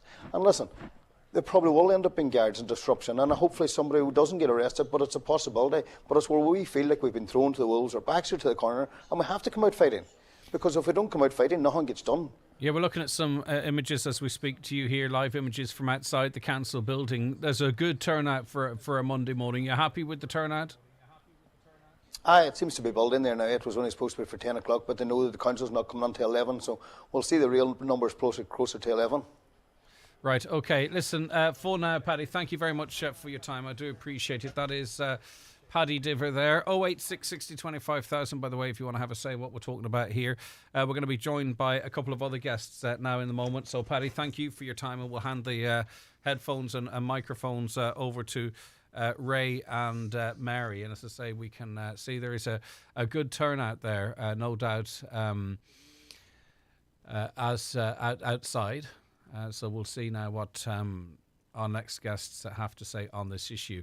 Give us a call to an 07491 25,000, by the way, if you want to give us a call. A text, sorry, is 086 25,000. The call is 07491 25,000. I'm flapping a little bit here as we're waiting for our next guests to join us. And indeed, they can right now. Okay, so we can say good morning now to Mary McLaughlin. Mary, good morning to you. How are you keeping? Good morning, Greg. We would be obviously a lot better if we didn't have to come here today again and ask homeowners to come back out on a Monday morning, take a day off work to protest because of the inaction that has went on for over 2.5 years since the original scheme, and we're no further forward. You know, people are under serious pressure. They're living in homes that are unfit, unhealthy. Their electrics are dangerous in a lot of houses. I certainly know that Darragh O'Brien wouldn't live in one of those houses or plug in his kettle for fear of getting electrocuted, but he expects our families in Donegal to live under these circumstances. What do we have to do? Do we have to end up getting arrested? We're regular people, law-abiding people. We don't want to be in this situation. It is a disgrace that they have treated us so shabbily, and I am upset. I'm upset for all the homeowners. Our demands that the council know about. People have already had to move out of their houses. They're already paying rent out of their own pocket, money that they don't have, on top of their mortgage. You would think at this stage that they would release that emergency rental money to people. A lot of people haven't been able to afford to get on the scheme, and they've still had to move out of their houses. So where are they? They're in a complete vacuum. No one cares. No one in this fine building that I'm sitting in here in Lifford cares about their citizens that have voted them into these positions in the first place. We really need action now at this stage. We need the swift processing of all those applications, no more excuses. We need the modular homes. Have any of them have they even researched it? What companies are they going to use? Or do they expect us to go and do it, to go and do their work? Because that's what we have been doing. We have been doing the work of government, and government has not been stepping up to the plate. And our county councillors, well, we're really beyond thinking about them at this stage because they have been of no use whatsoever. A year ago this week, Darragh O'Brien said that he would fast-track the new scheme. Fast-track the new scheme 12 months ago. And it's still sitting in a box somewhere. It hasn't even been addressed in any manner. You know, local government, local authorities, they know that we are living in dangerous buildings. Councillors are local people. All they have to do is open their eyes. They see their neighbours living in houses that you would not put your pet into. And they think that's okay. They think that's acceptable. And we're all taxpayers. I'm working since I was 17. I'm no different from all the other hundreds and hundreds of homeowners that are out there that are working and paying their tax. And we are still left in this situation where we have to come here to demonstrate. It is so unacceptable. It is a disgrace, really, you know. Did you ever think, Mary, that you would find yourself in this situation having to use this type of language? I mean, could you imagine 15 years ago you'd ever be sitting having this conversation? Never in my wildest dreams did I ever think. I've worked all my life like all the other homeowners, and you just expected that your house was going to last you your lifetime, and it's lasted now from 2006 to 2020, and that's it. Mary, it's not acceptable anymore. It's a cold Monday morning. You know, a lot of people are at work, couldn't get the morning off. They're doing the school runs or just back from it. Looking at some of these live images from outside the county house there, that seems like a good turnout. Are you pleased with the amount of people that have come out this morning? We are, considering the stress and anxiety that people are under. It's such a big ask to ask people to come back out onto the streets again in a cold morning when they're trying to save up whatever money they have for Christmas. Some people won't be able to have their Christmas dinner. They won't be able to have Santa come into their houses because they're not suitable. What are those people going to do? Like, does no one care at all anymore? It is unreal that this is happening. We have tried, we have constantly written letters, we've made phone calls, and we're just regular people. I have a full-time job. I mean, we shouldn't have to do this. Why are we doing this? Why do we have to do this? How can government allow this to happen to their citizens? Yeah, Ray Doherty is also affected by this. Ray, I just wanted to listen to Mary there. There's not, what else do you add to that, Ray, other than understanding it and living it yourself? Yeah, I just support her in every way. What she said is 100% right. But I would say, Greg, regarding the turnout here today, I've been talking to people and I've said that people have not got the finances. People are stressed. People are depressed. And what this government, what this county council office is putting us through, I was one of the first people to actually go on this scheme back in 2020. One of the first people to be called. I'm living in a house where the water's coming through the roof, running down the walls, and the actual inside of the building is falling apart, and it's supported by slabs. I have nowhere to go to rent because you can't get anywhere to rent, and anywhere that you could get, it's costing you crazy money. And I think it's disgusting, and I think that for us to have to come out here on a Monday morning again, so close to Christmas, and poor people, we know means of finance, and that's got to the point where people don't have the money to do certain things, and they've been asked to come out here again like beggars. I'm like Mary, I'm like Paddy, I'm like Michael, I'm like the Mica Action Group, and all the thousands of other people that's affected by this disgusting disease, and I'm the same. I can't afford to be here, but I have to be here. Yeah. You have to try and stand and fight, because that county council and there are not doing enough for the people. Well, let me ask you, Ray. Sorry, you go on. You probably were actually going to ask the question. Ahead, Greg. I was going to say, what do you need to hear from today? Because, obviously Paddy Diver is going to be, and other representatives are going to go into the council chamber, and they're going to say, you're going to say a lot of what's been said here already, okay? And, there'll be a lot of sympathy and it's terrible and all that kind of stuff. But at the end of the day, what do you need to hear today to get a sense that you're being listened to, that something might change? Because as you say, a lot of people in the mouth of Christmas have taken time off work or gone to a lot of effort to be there today. You don't want it just to be, just more conversation. Yeah. Well, what you're saying there is 100% right. What I would like to hear today is, what is the plan? Because I'll tell you this now, from my own experience, they came out with this 5,000 quid for redemation work on the houses. And I phoned up and I said to the gear, the 5,000 that you give me for repairing my house now, does that there come off the actual 420? And she says, yes, it does. And I said, so you're going to give me $5,000, and ultimately my house is going to be demolished, taken to the ground. And I said, you're giving me $5,000 to put onto a house that's going to be demolished, and then you're taking it off the total grant. They couldn't. The only answer she could give me was, yeah, that's right. And I says, who in God's name is the people thinking these ideas and plans? And the second thing I'm going to say to you, Greg, is regarding planning. The Donegal County Council don't seem to have any plan in place at all, because at the end of the day, we're all going to be out of homes. We're going to have to move out of them because they are becoming dangerous. We've got nowhere to go.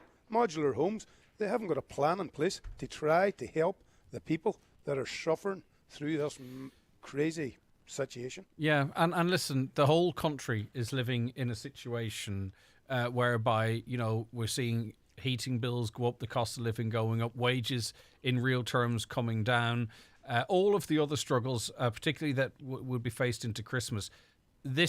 You have all of that, but on top of that, you have to deal with your houses falling down around your ears and this sense that there's just no help or support.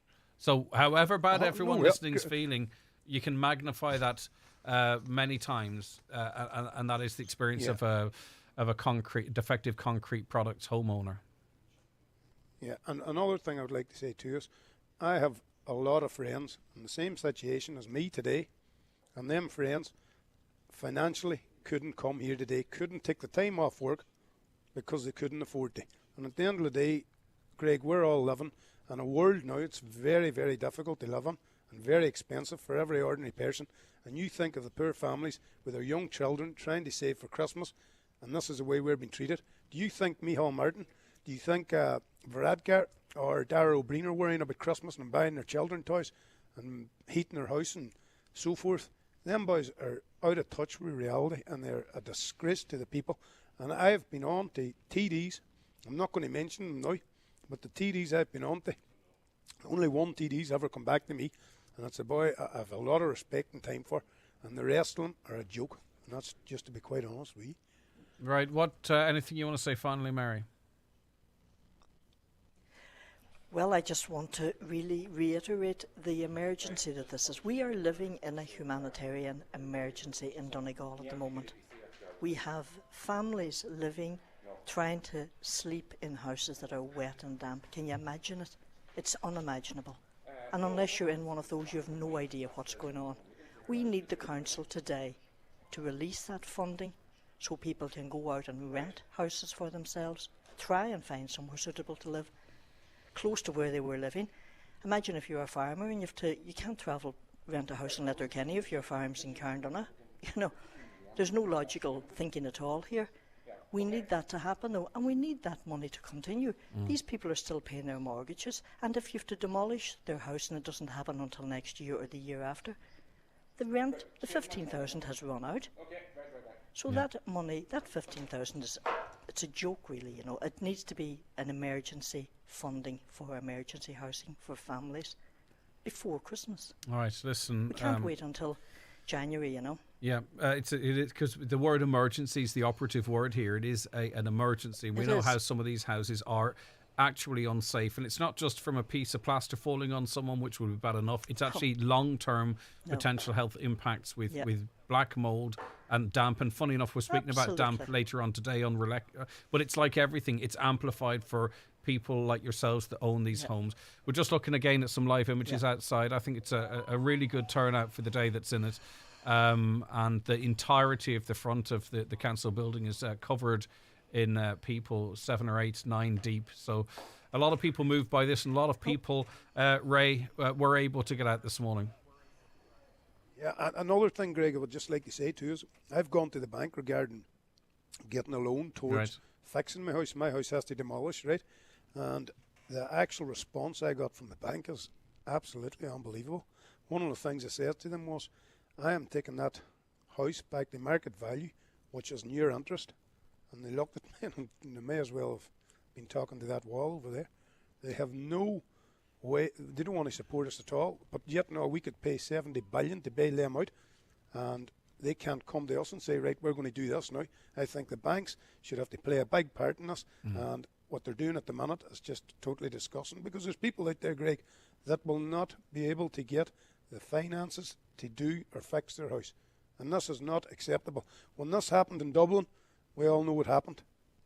They didn't have to do any of this carry on here. The scheme was set up by the government, taken over by the government, and everything was done. But yet now, Donegal again, we're looked at as in just let them hash away this way, and we'll put this obstacle up, we'll put that obstacle up, and we'll do everything in our power to make it as difficult and hard for them as we possibly can. But very finally on that, you see, that's what we know as the reality. But if you would have seen a recent interview perhaps with the Housing Minister, Dara O'Brien, and the question was put to him, you've sorted out Donegal, what are you going to do for the people of Dublin now? So, whilst we know the reality on the ground, it's clear the penny hasn't dropped nationally. No, that's right. It's just the spin. They know. Miriam O'Callaghan, I'm sure, was well aware that Donegal has not been sorted. That he was just let off the hook in that primetime interview, basically. And Dara himself, if he was half a decent and trustworthy man, he would have said that he's still working on the Donegal scheme. He wouldn't have just taken the praise the way he did. And the people in all those apartments, those fire issues that they're having, they have to be repaired as well. We're not looking for, it's not a them or us, it's all of us together. Yeah, exactly. And it's no regulations. And there's still no regulations. Would you buy a block out of any quarry in Donegal or anywhere in Ireland today. Well, I listen, certainly we wouldn't take a load of them spoke. if I got them for free. We spoke recently to a member of the Constructions Federation of Ireland, Construction Industry Ireland, CIF, is it? Anyway, Construction Industry Federation. Yeah. He said he wouldn't source products from Donegal if he had a choice. So, what does that tell you? Do you know? Yes, Ray. Do you know, Greg? Just before we go here, I would like to just say this point. We are the people that elect the government, and the government that is elected to do what? To protect the people of the country that has elected them.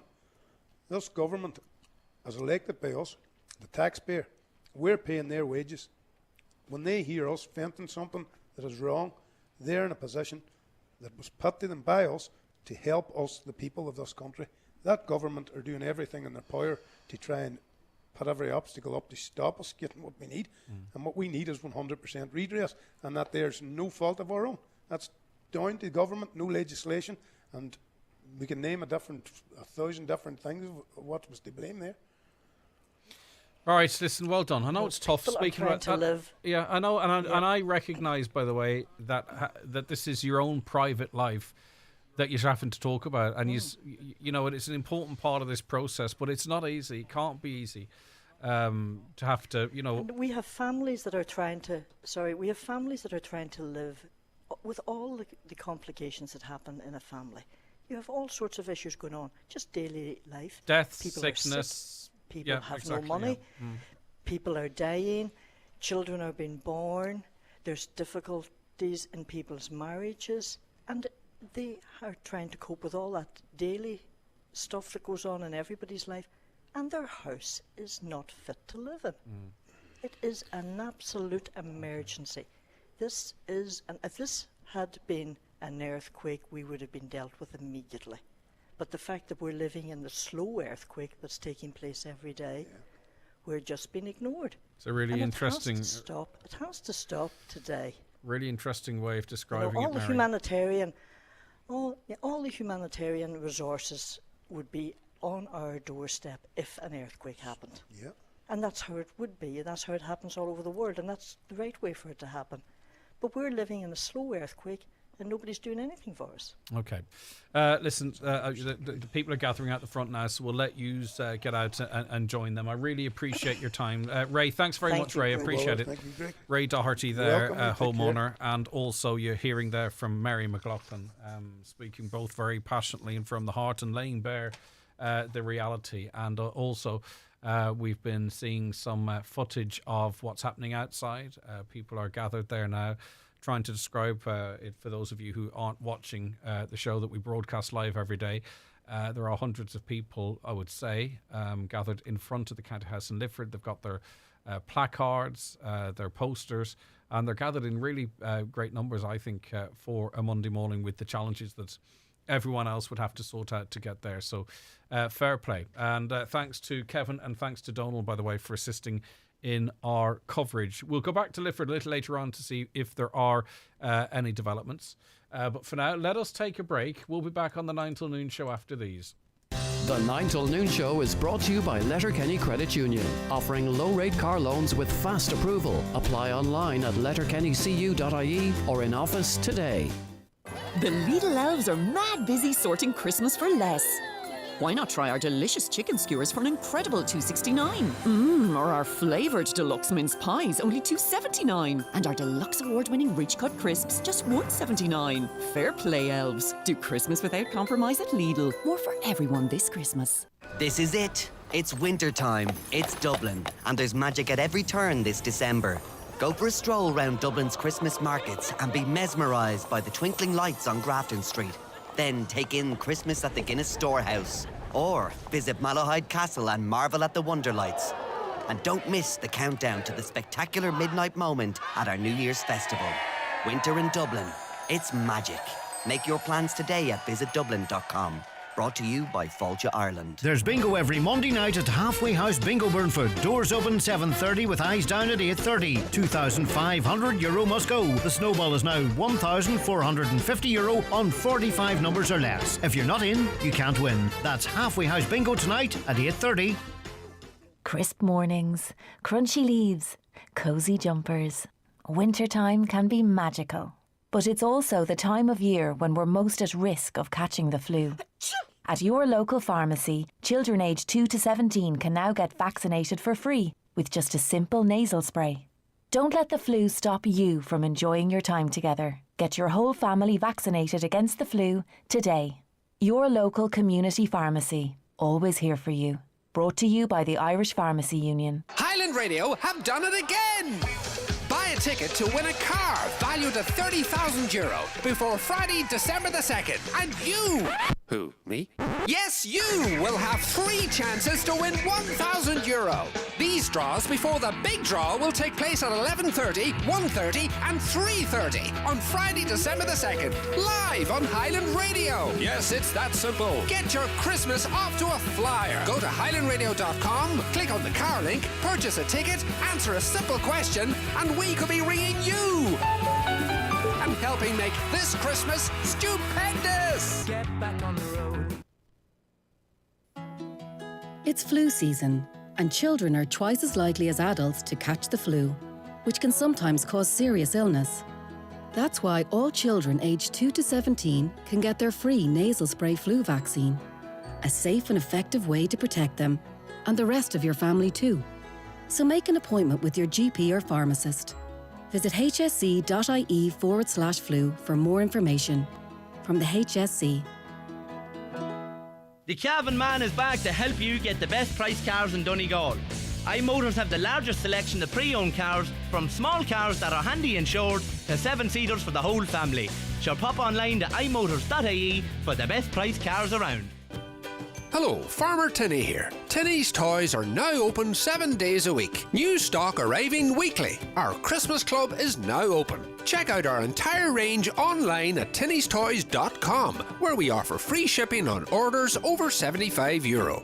Buy now, pay later with Klarna. No extra charges. Tinney's Toys, Ireland's largest farm toy superstore. Down by.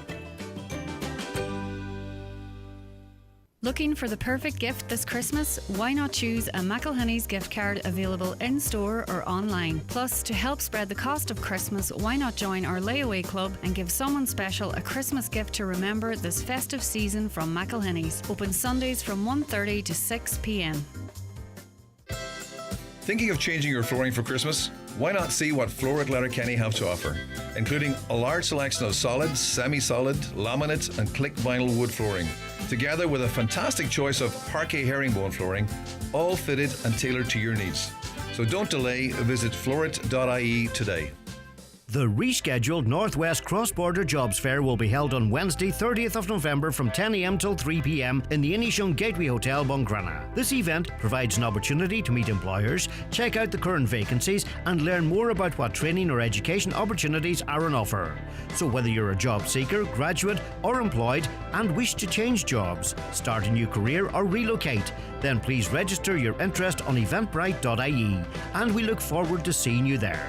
This event is supported by the Cross-Border Partnership of Employment Services, the Department of Social Protection and Department of Communities. Okay, you're welcome back to the programme. A caller says, no surprise, nothing new from the council and government, do nothing, make promises that don't materialise. Our politicians happier to stand on European platform, pontificating, chatting BS. Great soundbites for them, makes you vomit listening to them. This country's gone from bad to worse. The phrase going on at Port Ridge, Bridge Road and the Children's Hospital sums up this country. Right, okay. I hope now I can speak to Deirdre Bradley, Chair of the Correndona Traders Association. Are you there, Deirdre? I am, Greg. Good morning to you. Great to have you back on the show, Deirdre. Right, okay. Tell us what's happening in terms of, is it businesses losing money because of hackers? Well, unfortunately, the Traders Association was one of the victims to this awful thing that's happening. Apparently, from what we've been told, it is happening a lot, but we want to create awareness. It is invoice interception, is what we're told it's called. So we're paying for an event that was organised here, a very successful event that was organised here in town. We received the invoice. We paid it as you do normally. online, and but unfortunately it wasn't paid to the person who should have got the money. So 2 people are out. We're a voluntary group. We're dealing with other people's money. We rely on fundraising to pay. Now we're left with a supplier who has fulfilled his side of the contract, done the event, made a fabulous job of it, and we're left now thousands down because the email was hacked.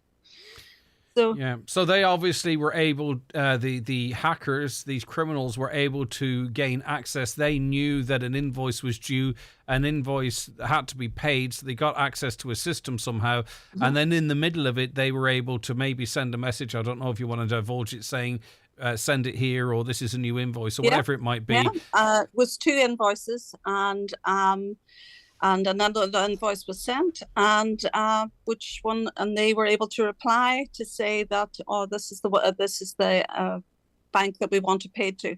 It is under investigation at the minute, and AIB are doing everything they can to hopefully we may have a result, but the company is left unpaid and we're left penniless. And because it's so sophisticated that anyone could fall for this, the only real way to avoid this going forward is to ring someone up and say, yes, look, I've just received another email here with a change of bank details. Like, in other words, we have to get rid of the trust that we might have, or when things look completely fine, we have to be so bloody extra cautious now that even if things look perfect, we have to double check. That's to try and combat these criminals. That's where we're at now, Deirdre. Yeah, I mean, they're sitting, that is their job. They are sitting, waiting on someone to put up an invoice. They duplicate it for all the world. It looked exactly the same. And so as a traders association, we would want to create awareness to make sure that people are not stung again. Like, we don't know what way we're going to go. We don't know how to move forward from this. We have 70 members, and we rely totally on fundraising and donations to keep what we have built up going. And obviously the provider is out the money too, and he's fulfilled a wonderful job, and we're sitting like, I mean, the day that I got the phone call, I mean, I was actually throwing up. I was thinking, oh my God, it's bad enough if it was my own money or if it was any of our money, but to lose somebody else's money. Yeah. But I want to stress too, we have a gift card system in Carndonagh. I don't know if you heard it. It's a Carndonagh gift card. And I mean, it is growing, it's phenomenal. But that is a different system altogether. That has nothing to do with this system. It's a very secure and safe gift card service, you know. I think that's really important to point out, because there's a couple of things here that I want to recognise, if you don't mind, Deirdre. Firstly, it would have been very easy to not come out publicly and use this as an opportunity to warn other people not to. I don't think you should be punished for that, in that people should be confused between, you know, a very secure and successful gift card scheme versus the actions of criminals here that any of us could have been caught out of. But instead, you have come out and you have said, look, everything looked great. We thought we were doing the right thing, but they were so good at what they do, and not praising them, but that's the way it is that even we got caught out. And I think that's the right thing to do. And I think that should be rewarded rather than it, raising any question marks over the gift voucher scheme. We all feel terrible. I mean, and it's an awful thing to happen. And as I say, bad as it is, if it was my own business, yes, I would be down thousands and thousands of pounds. But at the same time, when it's other people's money, it's worse. I mean, we had a huge event here in October, and it was the most attended event for a long time. The children, everybody loved it. It was amazing. And then a few weeks later, when we want to pay the person, you know, we want to pay our bills, and this happens. So it has left us now that the pot's empty. We don't know what way we're going to turn, and the man's still out his money. So we want to highlight it, because it could happen. If it has happened to us as a voluntary group, it could happen to anybody. And there's not enough awareness out there about it.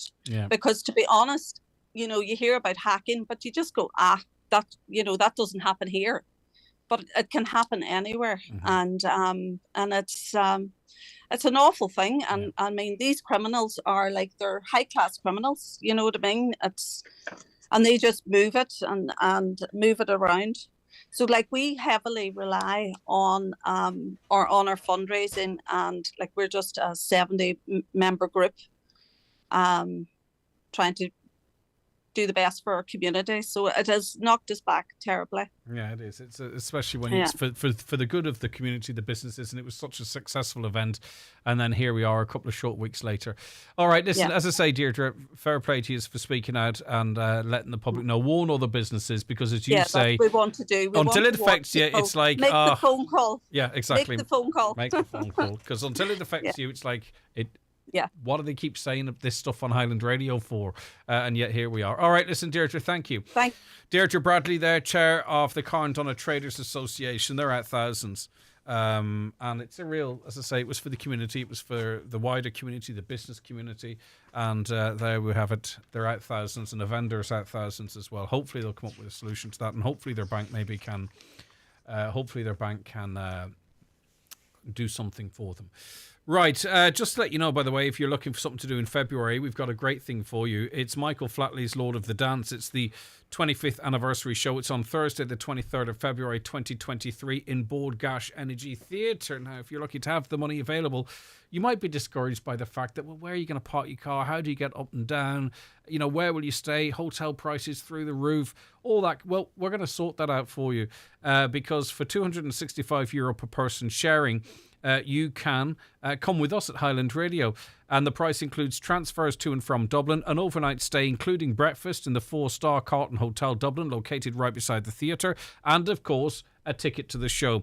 The trip will include time in Dublin City the morning after the show before travelling back to Donegal if you want to pick up a few bits or just have a look around. So you can secure this as a present for yourself, or as a Christmas present, or just if you just want to go, for €100 per person before Christmas. That will secure your place. It's a non-refundable deposit, as you can imagine, because of the outlay. But what it means is then that you can pay the balance at a time that suits you before the actual event itself. So if you fancy coming along with us to go and see Michael Flatley's Lord of the Dance 25th anniversary show in February, give us a call right now. 07491 25,000. And that includes if you've got any supplementary questions that you might have about it. But get in touch with us right now, or whenever suits you. You don't have to do it right now. You know what I mean? But I just want everyone who's interested in that to hear about it. Right, let's see where we are time-wise. Okay, we have a break before the news at 11 o'clock. It's pretty dire, by the way, at Letterkenny University Hospital this morning, I have to say. 83 people are sick and admitted to the hospital but waiting on a bed. 83. That is, as far as I can determine here, the highest in the country. I'm just looking where Limerick is at, because obviously Limerick often has numbers as high or higher than us, but I can't see anything much higher than Letterkenny University Hospital. Sligo University Hospital, 33 people are awaiting a bed at the hospital. So that's 116 people across the northwest. So of those waiting to get a bed at Letterkenny University Hospital, 36 are in the emergency department. And I'm conscious that for some of you listening out there today, that's going to be your mum, your dad, your loved ones. 47 people are in wards elsewhere waiting to get a bed, but 83 people waiting on a bed this morning. It's really quite remarkable. And as I say, it's far and above any other figure in the country. University Hospital Limerick, 74. Cork University Hospital, 70. But keep in mind, those are two cities, two major cities. We're a population of 168,000 here. Right, okay, let's head towards the news now with a break. The 9 till noon show with Letterkenny Credit Union. Do you need to switch your Ulster Bank loan or overdraft? We are now offering competitive low-rate switcher loans and MyCU current account with overdraft. Cutting through the spin. The 9 till noon show on Highland Radio. Order. There's a lot to be said for it. Not the restrictive, always play by the book, straight down the line kind of order, but the order you place for a brand new 231 Audi. An order best placed having experienced true progress with a test drive at your Audi dealer, where you will also get advice on the options available to ensure owning your 231 Audi is as straightforward as possible. which is proper order. Visit your nearest Audi dealer, where future is an attitude. A massive Black Friday sale is now on at Foy & Company in Letterkenny and Ballybuffet. In Ballybuffet, a huge selection of Christmas gifts and homeware is reduced to half price. In Ballybuffet and Letterkenny, there's big reductions on all rugs, a selection of dining room furniture, mixed paints, end-of-line curtains, cushions and much more. Check in store and online at foys.ie. Follow Foy & Company on Facebook and Instagram for up-to-date offers. At Life Pharmacy, our focus continues to be your family's health, immunity and well-being. As the months get colder, managing our health gets ever more important. So call in to your local Life Pharmacy for expert advice on vitamins, supplements and everything you need to protect your family and help build immunity. Visit Ward's Life Pharmacy in Johnstown Village and discover a team that's always there to help you. Life Pharmacy. Live better together. Celebrating the 25th anniversary of the first Joe Dolan Bundoran Music Festival, a spectacular Christmas party night at the Allingham Arms Hotel on Friday, December the 16th, with the sensational Joe Dolan Show, Remembering Joe, featuring 5 vocalists with the Dolan family and the original Joe Dolan Band, cabaret dinner and accommodation if required. Now booking at the Allingham Arms or online at showtours.ie. Revive the 90s in Bundoran on December the 16th at the Allingham. Have you an account with Ulster Bank or KBC? Yeah. Do you get a social welfare payment into your account? Yep. Your bank is leaving the Irish market. Yeah, that's right. Have you switched to a new bank and updated your new account details with the Department of Social Protection? Updated? You need to let us know your new account details to ensure you continue to get your social welfare payment. The quickest way to update your account details is online at mywelfare.ie. Oh, okay. Thanks. Brought to you by the Government of Ireland.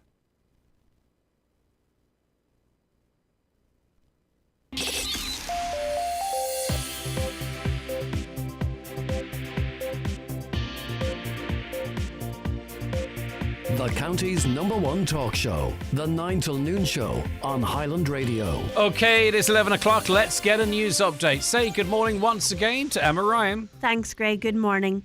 A Donegal man has been killed after being struck by a vehicle in a collision in Galway. Mark McDade from Carndonagh was struck by a car while out for a walk early yesterday morning on the N83 at Comer near Tuam. It is believed that Mr McDade had driven to Galway to visit his sibling who is well in hospital. Mr McDade was taken from the scene to University Hospital Galway, where he was later pronounced dead. The driver of the car, a man in his 30s, did not require hospital treatment. Letterkenny University Hospital is once again the most overcrowded hospital in the country. There are currently 83 people waiting on beds in LUH, the highest figure in the country. 625 admitted patients are waiting for beds in hospitals across the country this morning, according to today's INMO trolley wash. A demonstration has got underway outside the offices of Donegal County Council as defective block homeowners demand action on the crisis. The demonstration got underway after 10 a.m. outside the council offices in Lifford to coincide with the council's last meeting of the year.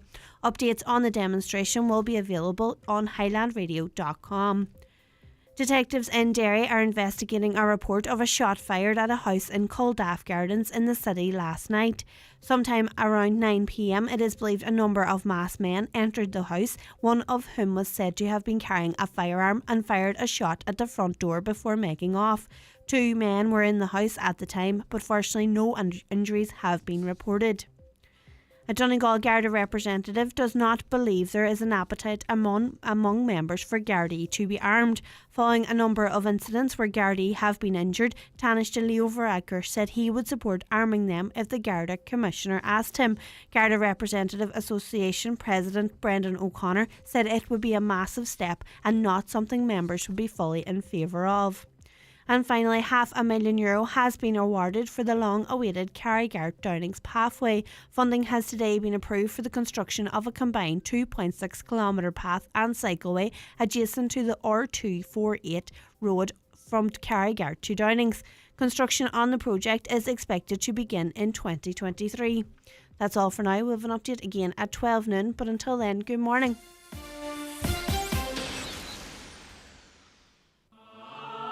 Give a gift of choice this Christmas with a gift card that supports Irish retail. Accepted in over 12,000 retail outlets nationwide and online with participating retailers, the One for All gift card is a perfect gift for loved ones. Pick up a One for All at your local post office and make Christmas shopping easier this year. The One for All gift card is issued by GVS Prepaid Europe Limited. GVS Prepaid Europe Limited is regulated by the Central Bank of Ireland. Okay, welcome back to the show Monday morning. That means that this evening you get to look forward to the DL debate. It's a regular show here on Highland Radio every week. And of course, it's also a very popular podcast. Its presenter is Brendan Devaney. He's with us now. Brendan, morning to you. Good morning, Greg. How are you keeping? I'm not too bad. Good. Okay. Right. Couple of big games to go through from the weekend on the show this evening. Yeah, sure. And listen, Ulster champions, first and foremost, Satanta. Fantastic stuff. Double header yesterday. Dunlow in the football in the semi-final of intermediate, and Satanta in the hurling junior final. Can you put the Satanta's win into context for us? Yeah, well, I suppose particularly playing the Antrim champions, they are the standard bearers of hurling, and you would always think no matter what grade that just the history and I suppose the skills of hurling, you always think that certainly they lie in that county. But listen, Satanta had other ideas and phenomenal performance, particularly in the last quarter. They completely destroyed Glenarm. I think they won 11 to 2 points. Davin Flynn having the game of his life, hitting 1-7 from play was phenomenal. So fantastic stuff. Of course, that competition goes on now. They play Kilburn Gales in like a Twinnings Cup, they call it. So that gets you into the semi-final stage. Now they've only 6 days to prepare for that. So hopefully they were able to have a good night celebration. So a wee bit tight that, Greg. Now, you won an Ulster title, you think there'll be a bit more time. So, but listen, phenomenal stuff from them. And for Donegal sides going into Ulster and hurling to go all the way and to win a title. Say 5 years ago they won that title as well. So listen, Gary McGettigan, we've interviews from him and Mark Killahan, their captain, and very humble guys. Gary's such a down to earth type person. So fantastic to see that, and brilliant for Donegal hurling. Yeah, and of course, sport, it's about the full range of emotions. You said it was a double-header, but yeah, I think there's a lot of positives. That he'll be taking a lot of positives out of his team's performance. Yeah, I suppose, as I say, he was disappointed but still proud, I suppose, for Dunlow. Galway were favourites, in that tie, and they certainly put it up to them. They had a tough first half. There was a big wonder in that game yesterday. Satanta faced it in the first half. Malone were 2 points down when they went in, and Dunlow faced it in the first half, but they were 7 down. They tried admirably. The Galway goal seems to be a bit lucky. The ball came off the post, one of those type goals, and it gave them the cushion then to suppose kind of dictate the game a bit. But listen, Dunlow they're back at senior level. They won the championship, and listen, that Galway team was in the intermediate final a couple of years ago themselves. So great experience there. A lot of people were tipping them to win it. So listen, they went down fighting, certainly, but I suppose the main aim for Dunlow was to first of all win the intermediate and get back to a senior level, which they've done. So Frank Craig, he's pulling a double duty this evening. Obviously he'll be reflecting on the GEA as he always does, but also of course it's going to be an interesting insight for you to get a chat to him as the writer, along with Anthony Malloy, of his well-received autobiography. It'll be interesting to get an insight from his perspective.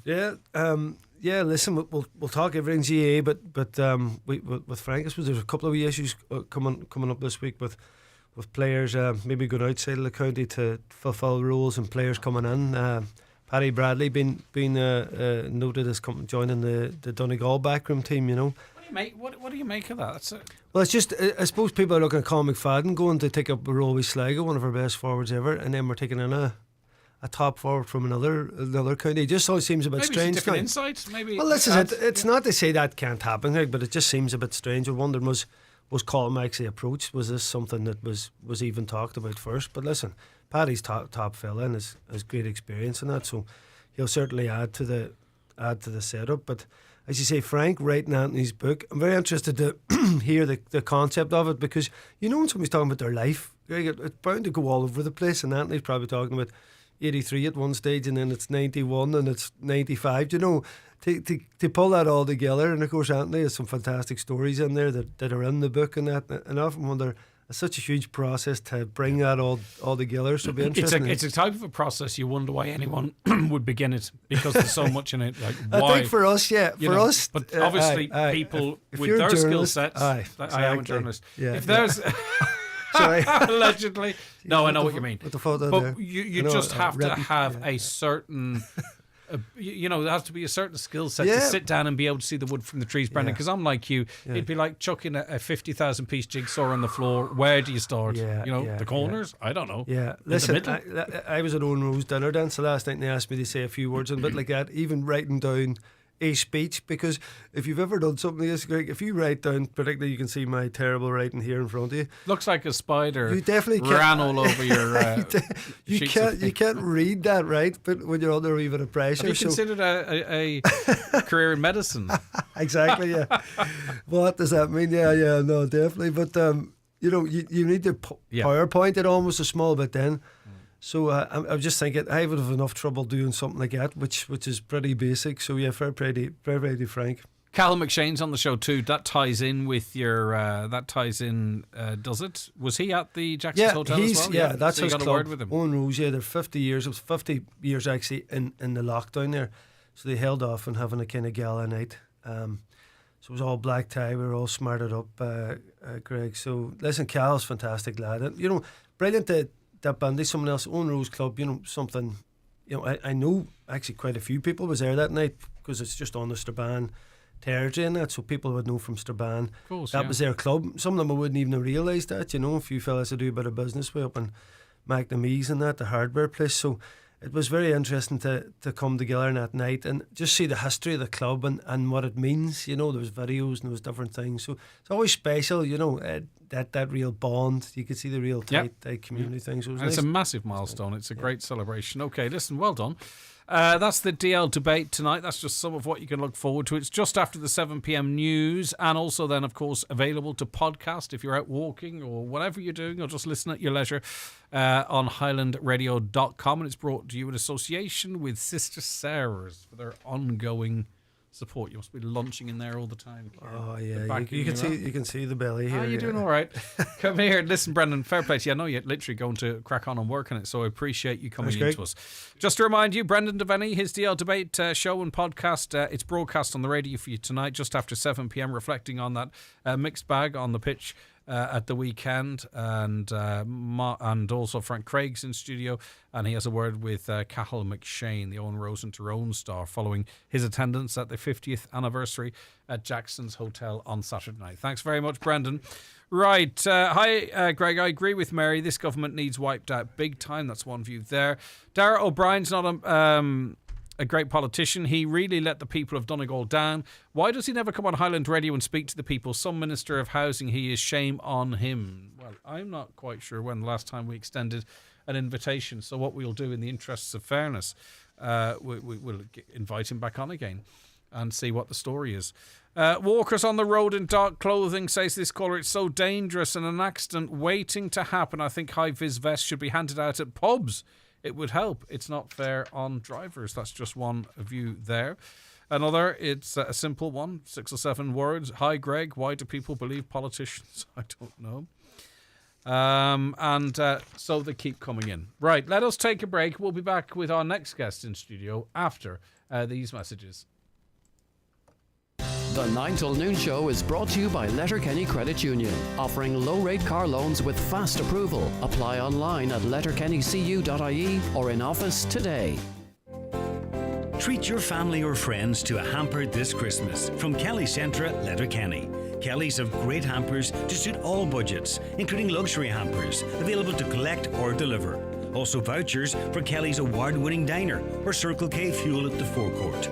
Great gift ideas at Kelly Centra, Mountaintop, Letterkenny. Call 91 22026. All ready for next year? We are with our award-winning Seat SUVs, the bold crossover Arona, the family favourite Ateca, and the spacious 7-seater Tarraco. All ready with great PCP finance offers and a service plan for just $9.99 a month. Available to order at DMG Motors, Claw Road, Donegal Town. Book a test drive today. Visit seat.ie to find your 231 SUV. Finance provided by Volkswagen Financial Services Ireland, trading as Seat Financial Services. Subject to lending criteria. Terms and conditions apply. Volkswagen Financial Services Ireland Limited, trading as Seat Financial Services, is regulated by the Central Bank of Ireland. Get glowing skin this winter with the Clarins Gift of Beauty at McElhinney's. Purchase 2 or more Clarins products, 1 to be moisturiser or serum, and receive a choice of 4 free beauty treats and a gorgeous beauty bag. Plus, with a 3rd Clarins purchase, receive 2 deluxe size body products. Hurry! Offer available at McElhinney's until December 3rd while stocks last. It's the Christmas show that has everyone talking. A roller coaster of emotion, says Evoke.ie. An instant Christmas classic, says the Irish Examiner. Relive the most magical night of the year with Toy Show the Musical. Toy Show the Musical at the Convention Centre Dublin. Book now at rte.ie/Toy Show the Musical. I'll make this our special night and everyone will see. Highland Radio have done it again! Buy a ticket to win a car valued at €30,000 before Friday, December the 2nd. And you... Who, me? Yes, you will have 3 chances to win €1,000. These draws before the big draw will take place at 11:30, 1:30 and 3:30 on Friday, December the 2nd, live on Highland Radio. Yes, it's that simple. Get your Christmas off to a flyer. Go to highlandradio.com, click on the car link, purchase a ticket, answer a simple question, and we could be ringing you and helping make this Christmas stupendous. Get back on the road.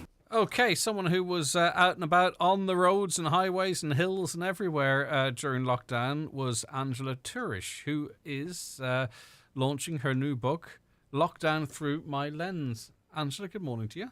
Good morning, Greg. Fair play to you. Congratulations. Thank you. It's gonna be hot off the press very, very shortly, this book, isn't it? Wednesday, and we're launching it on Thursday evening. Excellent, brilliant. So come here, tell us the concept behind it. You were a keen photographer anyway? Yeah. And you were obviously looking for things to do, get some fresh air during lockdown, brought the camera with you? Brought the camera everywhere I went, and just every day I started taking anything and everything that was in front of me. Mainly nature photographs, farm animals, people's pets, flowers, blossoming, trees, budding, everything and anything. And normally I never ever put personal stuff up on Facebook, but this particular day I don't know why I did do that. And the response was unbelievable from people who were cocooning and weren't able to get out and see. So you were their window to the different parts of the county? Yeah. And they kept saying, bring it on, bring more. And every day then I'd end up putting up maybe 30 plus photographs for people to see. Nearly always ending up with a sunset of that particular day. Because at that time the weather was lovely. The weather was very good. And I did the walkways around the rivers. I was limited for the first part of the book to our 2 kilometres. And then when we were allowed to go further, I was able to go a wee bit further outside our town. But you know, in a way that kind of articulates the journey, doesn't it, really? Yeah. If you know what I mean, because that was the lived reality for everyone. Yeah, true. And was it the reaction that you were getting, and it was very organic, because you're not an oversharer, but you posted these images and it connected with a lot of people in some way or other. Is that sort of what gave you the, I wouldn't say confidence, well maybe it is confidence, but the idea of producing a book of your work? I suppose so, yeah. It wasn't anything I envisaged doing while I was actually taking the photographs. Yeah. But then when it was all over, I thought maybe it would be nice to document it. And I suppose the reaction of people when I did say that maybe I would do that was very, very positive. Yeah. So I decided to go ahead and make it into a book. And you have to do it at a certain level and standard too, don't you, Angela? Yeah. Because you have to do these pictures justice. And that means that you have to get the best quality that you possibly can. Absolutely, yeah. So tell us the form of the book. I mean, obviously it's clear there's lots of lovely pictures, for, as you say, from landscapes to animals to plants to the sea to the sunset. So is it literally just a book? Is there words in there, or what journey do you take the listener on? Is it all visual? Most of it is visual. There are some poems to match photographs from friends of mine. There are 5 poems in the book, and I was very privileged that Frank McGuinness wrote the preface for it. And he really said some very nice things about my photographs, which I was delighted about, and he's coming to launch the book on Thursday night. So generally the journey of the book starts within 2 kilometres of Buncrana, and then branches out to 5 kilometres, then 10, and I think then we were allowed to go to 20, and whenever the restrictions were lifted, then I was able to go as far as Mallinhead or Redcastle, Moville, Carndonagh, you know, around Inishowen. Most of it is around Inishowen, up as far as Burt. I've done some close-ups of Burt Chapel. I sort of would think that a lot of the photographs are things that people don't notice. I mean, when you go into Burt Chapel, you see the steeple and the beautiful surroundings of it. But when you go up close to the door of the church, there's beautiful handles on the door, and there's lovely writing on the glass doors inside the chapel. Yeah. So things like that. So in a way, it's kind of interconnected, because I think, well, I don't think, I kind of know that maybe when our movements were heavily restricted by law, we kind of took for granted our liberty. Do you know what I mean? That we had before. We took for granted our ability to do whatever we want to do. That something as silly as going shopping became an occasion, or a day out, or whatever. And I suppose to some extent too, even now, as we have our freedoms as they are, we still take things for granted. It could be that something as simple as that door handle. We take it for granted to the point where we don't notice it. Yes. So you're, I suppose, focusing our attentions maybe where sometimes they don't go. True. And I think that was brought to the fore by people who were cocooning, who told me, like one particular, it was the 1st of May actually, and I have that on a maybe 6-page spread on the book, where flowers are blossoming.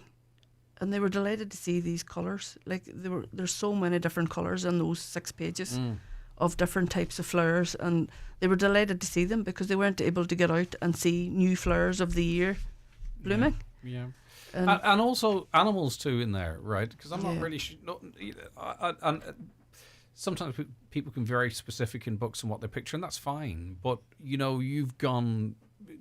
Why animals? What drew you to the animals? I mean, it's clear looking at the pictures why, because they're beautiful and they're cuddly. And I love animals as well. You know what I mean? But I might have been walking along a road and seen a cow looking over a hedge. There's one lovely one of my grandparents' house in Fawn, and there's a beautiful big brown cow looking over the hedge through yellow blossoms, and there's sheep maybe looking out. There's a sheep actually with his backside. He was scratching his backside when I walked past. We've all been caught doing that at one stage. And then there are people's pets. Like the last one was supposed to be of people's pets before we were allowed actually to travel further. Yeah. So people out walking, when I was out walking with my dog, so I would just stop them and ask them, is it okay if I take a photograph of your dog? So there's a lot of that kind of thing in it as well. And it's just anything and everything, really. And I think too, you know, of course, it's coming out at the right time, ahead of Christmas. A lot of local people would be very interested in this, but also people that have a connection with the area, that have followed it in the past, and also Inishowen as much as anywhere, if not a little bit more. A lot of people have moved away, so if you've got family that are in Australia, wherever it might be, it would be a nice thing from home to land in your postbox. Yeah, true. I think it would be called a thoughtful gift. True. That would be nice, yeah. So tell us about the launch then. The launch is on Thursday. How did you get Frank McGuinness involved in this, by the way?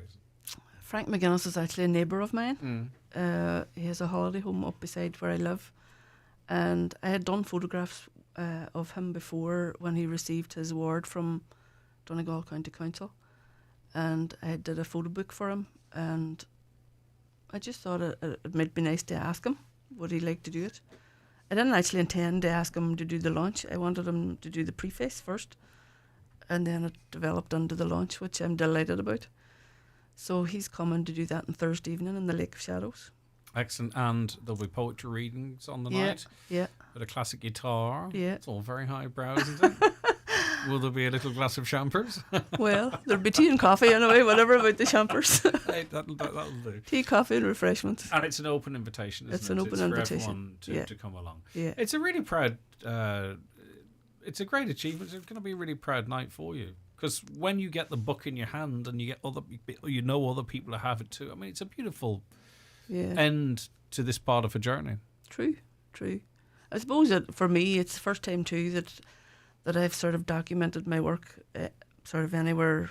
Like I've been doing photography since I was very young. And does everyone know that around you? Not you. I mean, your close friends, but the community would know that you're never too far away from your camera. Yeah. My dad gave me a very small, it was a Diaxit camera, in a brown. I still have it, a brown leather case, and all these wee buttons on it. But it took brilliant photographs. And then I developed into a better camera, I suppose, after my skills improved a bit. And did your dad see something in you, or was that the starting point for your love of photography? Good question. He must have seen something in me, because this was an antique camera. Yeah. And for him to give it to me, hand you an Al Polaroid or something. No, this is something of worth. And yeah. So maybe he did see something in me. I don't know. Do you know? We have the conversation all the time, but we do take so many pictures, and they're just stored on our devices, and we only see them as good as our phone screen is. Yeah. And oftentimes we only really see them when, Google or Apple or whoever forces your memories upon you. Do you know? It's not like I could go in. Well, I could probably not now, but the attic of a parent's house, like boxes and boxes and boxes of photos developed. And we don't really have that now, which I think is kind of sad. Some people listening will print them out and all, but do you print your photos that you take as well? Like, I mean, if you take a series, say a family event or something, so it's not really for work, like, and you take photos, do you print them still? Some I would print ones that I like. Yeah. Actually, that could bring me on to the next subject. I have an exhibition launching the following night. You'd swear we rehearsed this. Go on. With two friends of mine, Donal Kearney and Anne Brogan, who's a painter. Right, okay. She's a painter, and we're doing an exhibition in the church hall in Buncrana, starting the following evening, running for 10 days. And they're probably, the photographs that I've chosen to go in there are probably some of my favourites. So I wouldn't print all of my photographs. I couldn't. You couldn't. It'd be ridiculous. Even for the book, I had to whittle a lot. I was going to ask about that. I mean, because I presume there is there's a pride and love in all of them. People say it's like choosing between your children, but to get it down, it's not going to be easy. But this one's going to be equally as nice that didn't make it. Really, True. isn't that? Yeah. Isn't that the way you look at it? Okay. Yeah. True. Excellent. Okay, well done, Angela. Listen, I would love to have something like this to be proud of. I just need to do something. I don't know other than what I do. I just don't feel like, what am I contributing? You contribute loads. Well, you know what I mean. But you've got this beautiful book, which is literally going to be hot off the press for the launch. It's called Lockdown Through My Lens. It's by Angela Tourish, and it is a snapshot of life in Inishowen during lockdown primarily. It's going to be launched by the esteemed Mr. Frank McGuinness in the Lake of Shadows Hotel on Thursday, the 1st of December, can you imagine, at 7 p.m. And then the following day as a bonus. Tell us about that again.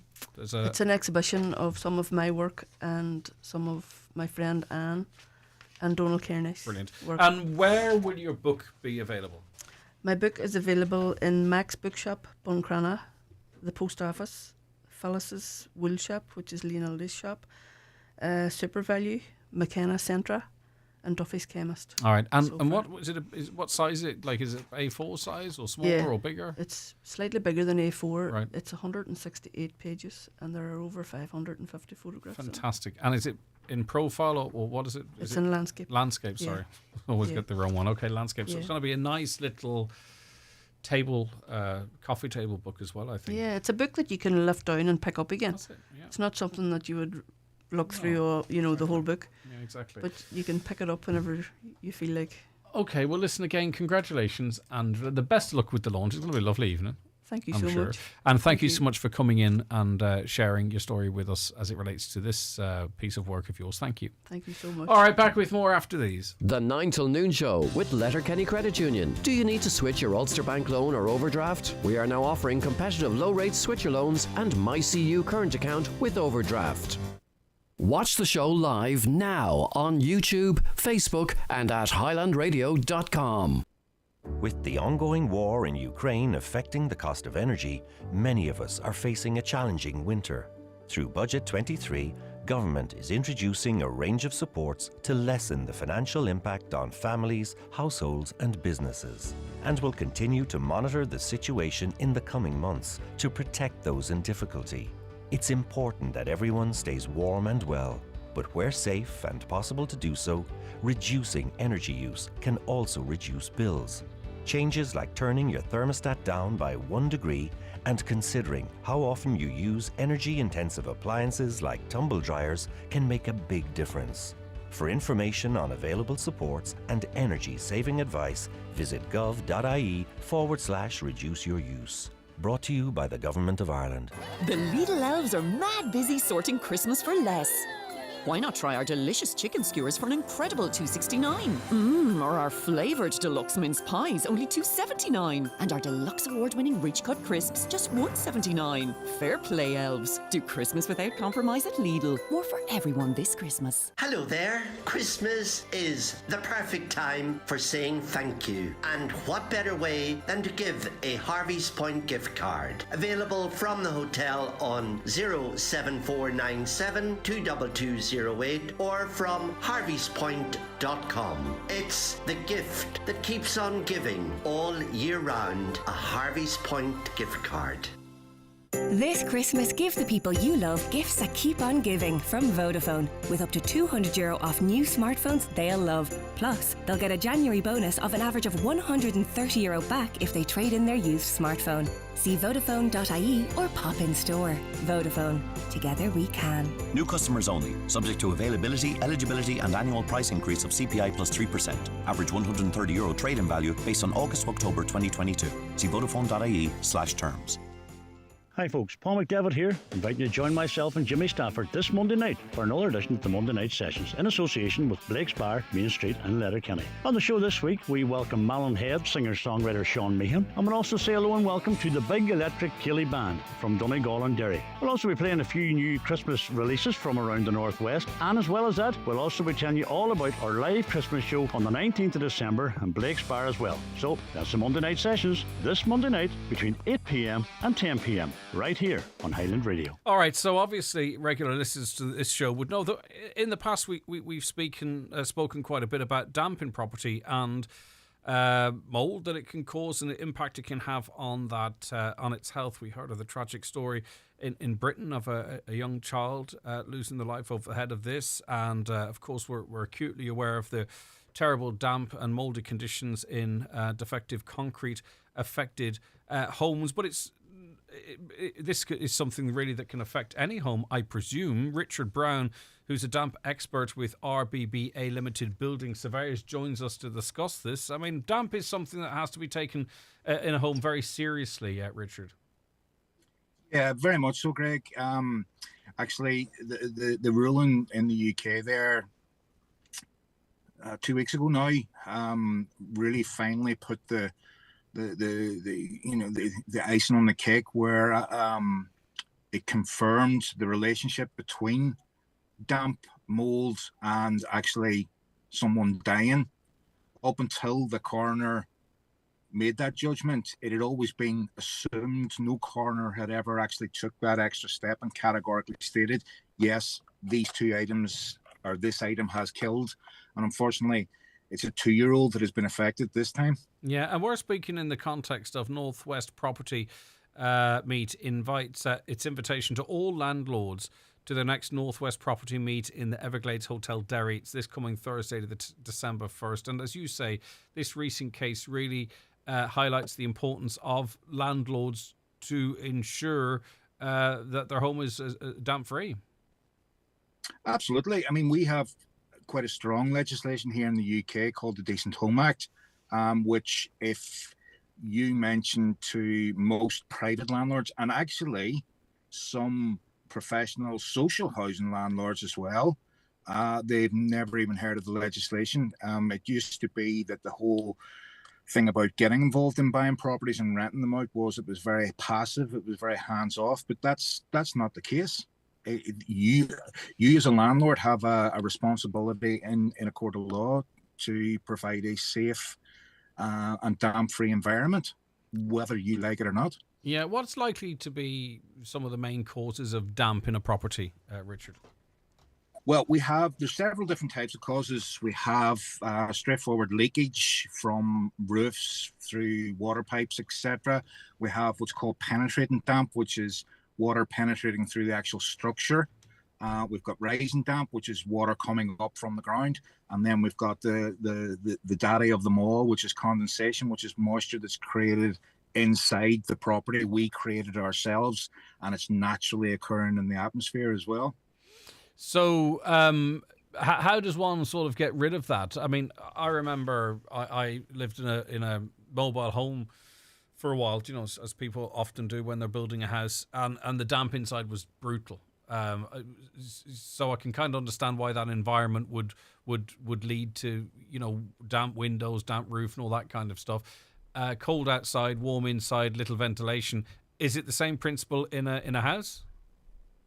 Absolutely. I mean, condensation, which is, as I say, is the daddy of all damp problems, is probably responsible for about 70% of the damp problems in our homes. And it is governed by the law of nature. It's governed by the law of physics, and then put human nature in that as well. And it becomes unbelievably difficult to control because we have our lifestyles. Our lifestyles are changing on a daily basis. We're washing more. We're cooking more at home. Drying clothes indoors more too because of in different ways.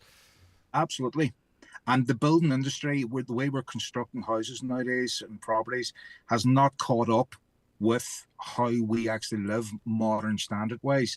And I'll give you an example that you've just hit the nail on the head there, drying clothes on radiators and whatnot. But I mean, I would survey myself somewhere in the region of maybe 40, 50 properties per week for condensation.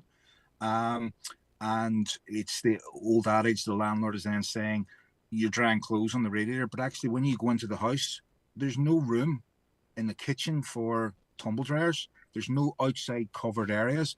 What do we do with the tenants? We have to give them somewhere to dry the clothes. So is there a passive way to remove that moisture from the air then? I mean, you don't want to do humidifiers and stuff, or maybe you do, I don't know. But as you say, that's real life. How then do you fix the problem? Like, how do you get that moisture out of the air? And presumably you want to do it in a way where you don't have to plug something in. Yeah, there is passive extractor fans. There is a unit called a passive air vent, which can be installed, and that actually brings in air from outside, dries it, and puts it into your property. But these things are not maintenance free. I am seeing them getting put up everywhere now, and landlords are thinking, landlords, social housing landlords, private, the works, they're thinking, again, this is making it more passive and we don't have to do anything else. Well, you do, because these units actually need serviced. We actually surveyed a very large property. It took us about a week to survey it last week in Dungannon. And there were 70 properties. In that property, in the 70 properties, there was a passive air vent in every single one.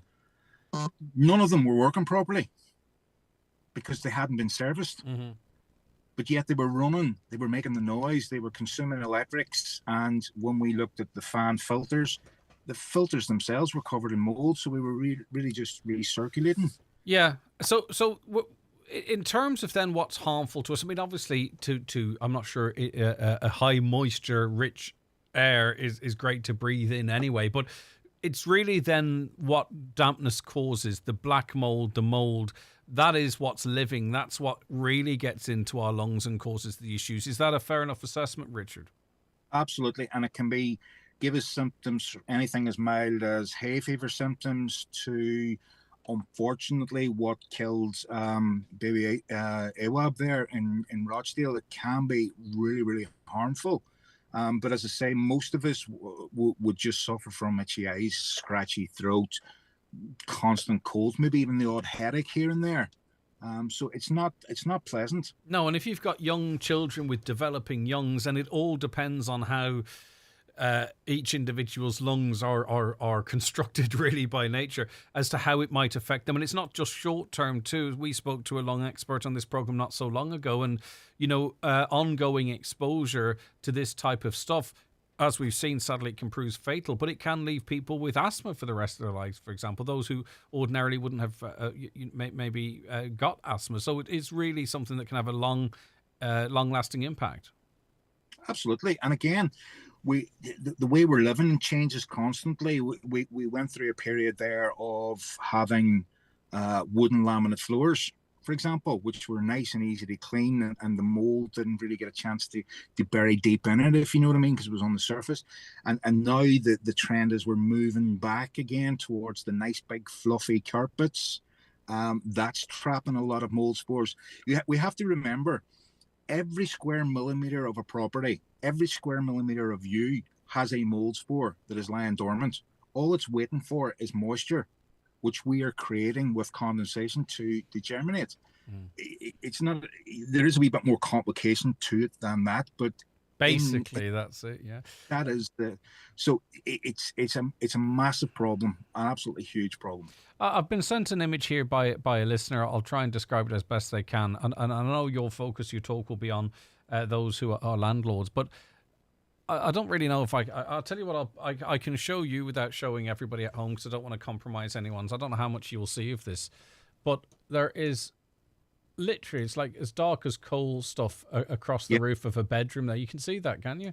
Absolutely. That is nasty. What would cause that? Right. So if that homeowner or tenant, whatever, gets up into your roof space, I could tell you now straight away that is a missing piece or disturbed piece of insulation in the roof space, where you have hot, moist air rising up, hitting a very cold surface, changing then back or condensing back into water from its gas form where we can't see. And that then is actually feeding the mold spores that are already there, and we cannot ever get rid of them. They are there, just add water. And so that image you've just showed me actually could be a pretty simple fix. Remember, the mold is not the problem. The mold is the result of the problem. Which is dampness. Yeah. The mold only grows. You take the dampness away, you take the mold away. There's things we have to do afterwards, but in that particular case, that would actually be relatively straightforward. Get them to have a little look in their roof space, and I guarantee their insulation is either inadequate or missing. Right, okay, fascinating. A caller says they had an issue with condensation appearing like it did for that listener. They put a dry master in the attic, and all the problems were gone. Is that one of the items you talk of that you plug it in, but you have to service it? Is that it? Yeah, you have to service it every 2 to 3 years. And it's not don't get me wrong, it's not a very, very complicated service. It literally is changing your filters. What actually happens is air comes in one way, passes through a filter, and pumps it out the other end, supposedly clear. But that filter in itself will actually pick up mold spores, basic VOCs, volatile organic compounds that are floating out the air. So they do need service, but they are very good. I think people are required in the Republic, in any case, at this point, with new builds, and have been for quite some time, to have air vents in their windows or in the walls. Is that in part to is that to let dangerous fumes escape, or is that in part to do with damp? Do they have any role or function in terms of damp? Both. It's because I think a lot of people close them, Richard. That was the lead up to the question. I think a lot of people go, God, it's chilly in here. The first thing to do, they close those vents off. And there's a lot of myths as well attached to those. And I'll just go back on that. The air vents, as they're called, trickle vents on the windows, are unbelievably important and play a huge role in actually limiting the amount of dampness in your house. And in effect, the air externally, generally speaking, is drier than the air internally. Now, that some of our brains can't quite get that because it rains outside, but it tends to be drier. but it's also fresher, it's also cleaner. In our houses, we have VOCs, volatile organic compounds, from cooking, from sweat, from hairspray, from deodorant, breathing, everything. So what we need to do is actually get that fresh air, fresh, drier air into our house and let that smelly, dirty air out. The problem is external air is colder, but it's the air we want. Now, what we've had in the past, and it's a huge myth, is open your windows and turn your heating on. Now, the majority of radiators are actually below windows. You open your windows and you turn your heating on, that heating is going straight out. Okay, so you're not getting any benefit. The way to do it is you have your heating on and have your trickle vent open. This is during the winter months now I'm talking. During the summer, do whatever you want. But during the winter months, all you need, the only ventilation you need is compressed from those trickle vents. So what you will get then is you will get your property heating up, as well as getting the amount of fresh air that each room needs at the same time. Yeah, and there's a science and a balance and different pressures and all, I'm sure, working into it to ensure them to work that we don't really need to worry about. So as it relates to this Northwest Property Meet in the Everglades Dairy this Thursday, I think there's two maybe cohorts, just to simplify it, of landlords. There's landlord A, who knows how big an issue this is, knows how important it is, and knows of the consequences if they don't get it right. And then there's landlord B that needs to get right where landlord A is. Correct. And that was one of the driving forces behind the Northwest Property Meet. Porrig, my partner in crime on the Northwest Property Meet, he basically wants to push the educational side down, as well as bringing a networking event together where we can all just exchange ideas. We do exchange ideas about the condensation side. We also exchange ideas on the mortgage interest rates. That's Friendly Financial up here in Derry, do a talk every month on that. We also have health and safety. We also give ideas on how to properly run a renovation. But it's all about landlords, because being a landlord's non-regulatory. You can become a landlord tomorrow, but actually it's very, very dangerous if you get it wrong. You do affect people's lives. So that's what we're trying to do, raise the standards of landlords, private and social. We haven't had much bites on the social side right enough, but in terms of the private landlords, that's the desire. We want to improve the quality of landlords, let them know exactly what their responsibilities are, because they do have a legal responsibility as well as a moral responsibility to house people in a damp-free environment. Colin wants to know, what's your view on dry lining to stop damp? Dry lining, yes, but again, you need to carry out a proper survey, because you can actually cause what's called interstitial condensation, which is condensation that happens within the structure of the wall. So it's not always there's very rarely a one repair fixes all.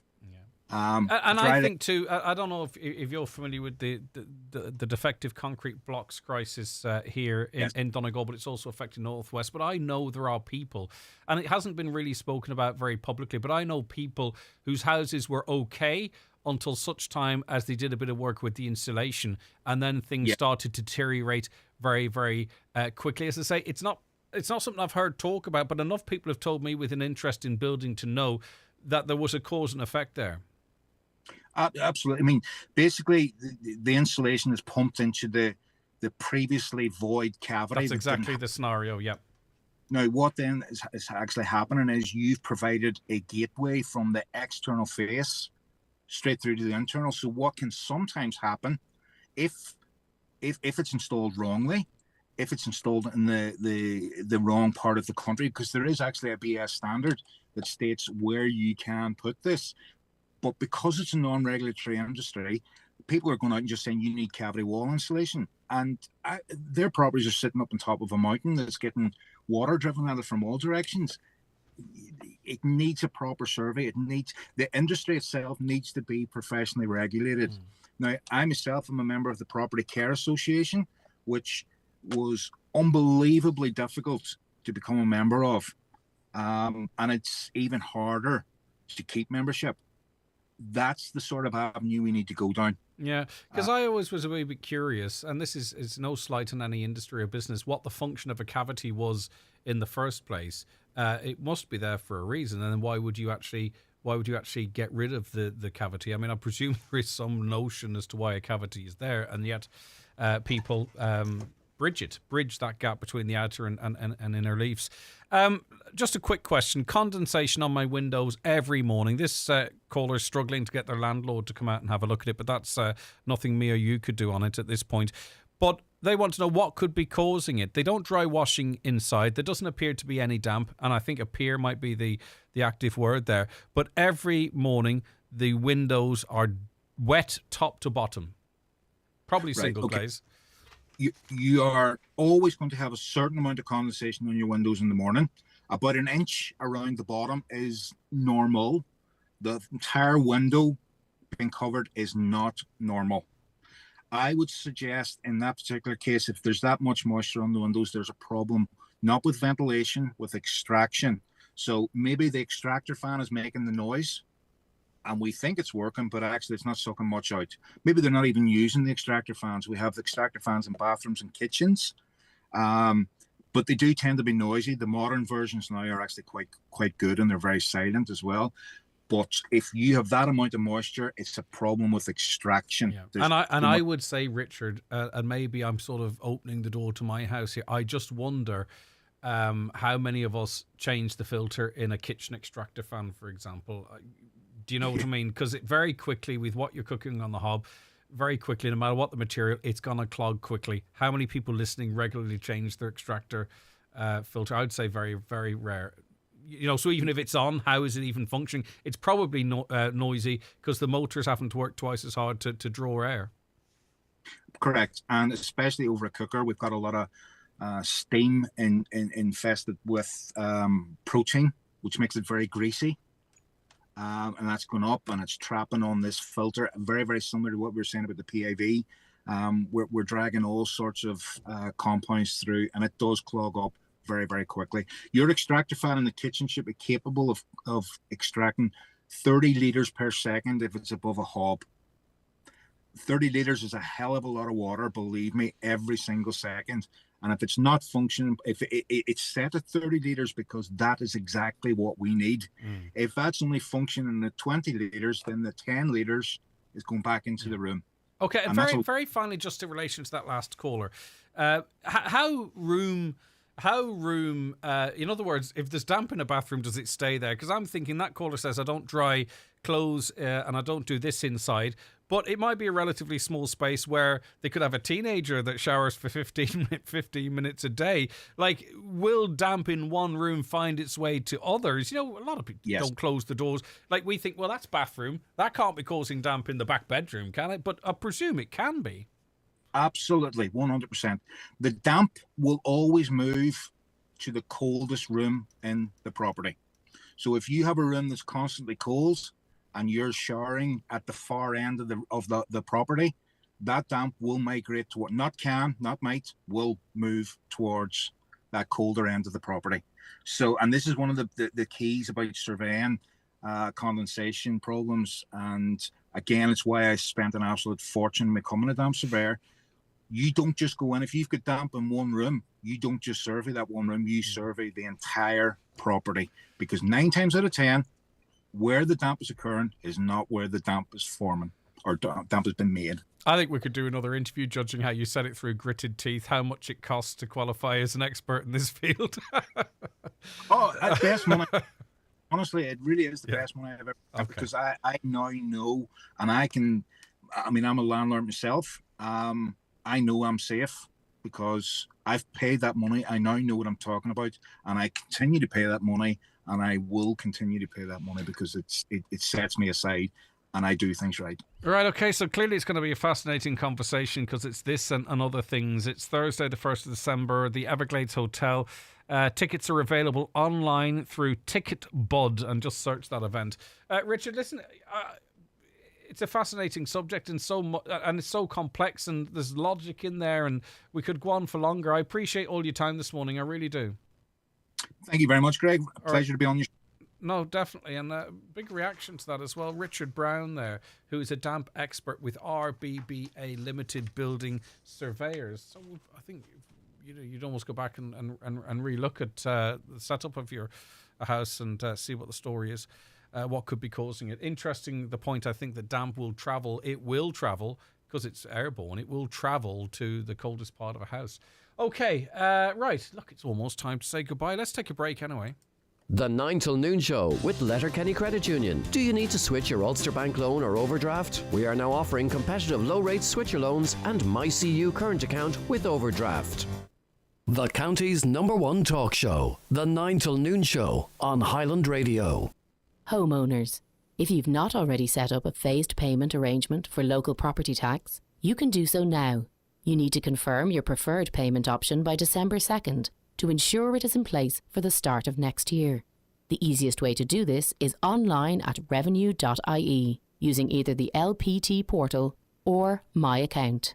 Dillon's Hotel, Letterkenny, is the perfect place to celebrate special occasions. Dillon's exclusive function rooms cater for up to 120 guests for any occasion, from corporate celebrations, presentations and networking events, to milestone birthdays, anniversaries and retirement parties. There's audio-visual equipment, integrated PA systems and even a private bar.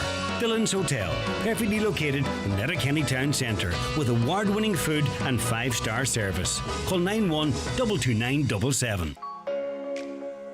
Ireland's best-selling car, the Hyundai Tucson Diesel, is available to order for January 2023 at Divers Hyundai in Letterkenny. Yes, Divers have diesel Tucsons in stock for January collection. Order yours today or book your test drive by calling Divers on 9122 600. The Hyundai Tucson Diesel, available to order for January at Divers Hyundai, Canal Road, Letterkenny. Hi, Dad. Just popping on to say hi, love. How did you manage to video call? I'm a bit of a computer whiz these days. I can see that. And it's not just video calls. With High Digital's free online course, Paddy also learned to do the grocery shopping. And you can too. So how are you, Dad? Hang on, I've a very funny gift to send you. Or is it GIF? Learn essential online skills today at highdigital.ie. Brought to you by Vodafone Ireland Foundation, Active Retirement Ireland and Alone. Vodafone, together we can. Check out these special offers at Simpson's Supermarket, Letterkenny. Lions tea bags, 240 pack, €5. Tito crisps, 12 pack, €2.50. Cheerios, 700 gram, €2. Neil's flour, 3 kg, only €3. See the massive range of Christmas decorations in store, with new stock arriving daily. Plus, Simpsons are now taking orders for Christmas turkeys. While there, check out Peggy's Kitchen Cafe for great food, tea and coffee. Only 2 minutes from Letterkenny Hospital. Simpson's Supermarket. Great value every day. Okay, let's head back to Lifford, where a protest is taking place. Families affected by the defective concrete scandal. Donald Kavanagh, our reporter there, of course. Donald, what is the situation? How are things progressing? What's happened since? Yeah, when you left us there, Greg, before 11, a large gathering had gathered just outside County House, and things got slightly heated, actually. A lot of frustration boiling over from the point of view of the protesters, and that was directed towards a number of members of Donegal County Council. There were discussions, and what basically happened was the council meeting began shortly after 11. 5 people were invited into the chamber: Paddy Diver, Lisa Hone, and 3 homeowners. And each of those for the past while has been addressing the meeting, putting forward their positions. Liam Ward has just responded to them, and there's now an exchange between Liam Ward, Lisa Hone and the Cathaoirleach Liam Blaney taking place in the chamber as we speak. Now, Paddy Diver said, we don't want to be here, but he said, you can see the frustration that's out there. He said, if our demands aren't met, we'll have to cross a line, and we don't want to do that. He, in particular, said it's vital at this point that Donegal County Council see the immediate release of the 50 to 20,000 euro payments for people stuck in homes which are dangerous. Paddy Diver told the chamber that 10 details of the 10 worst homes in Donegal have been passed on to the council, and no one from the council has visited, no one has seen those yet. And he said, the council seem not to appreciate the seriousness of the situation. Now then, Yvonne Shevlin, a homeowner, spoke quite emotionally. She said her 15-year-old daughter and 10-year-old son have heard nothing for their whole lives except about Mica.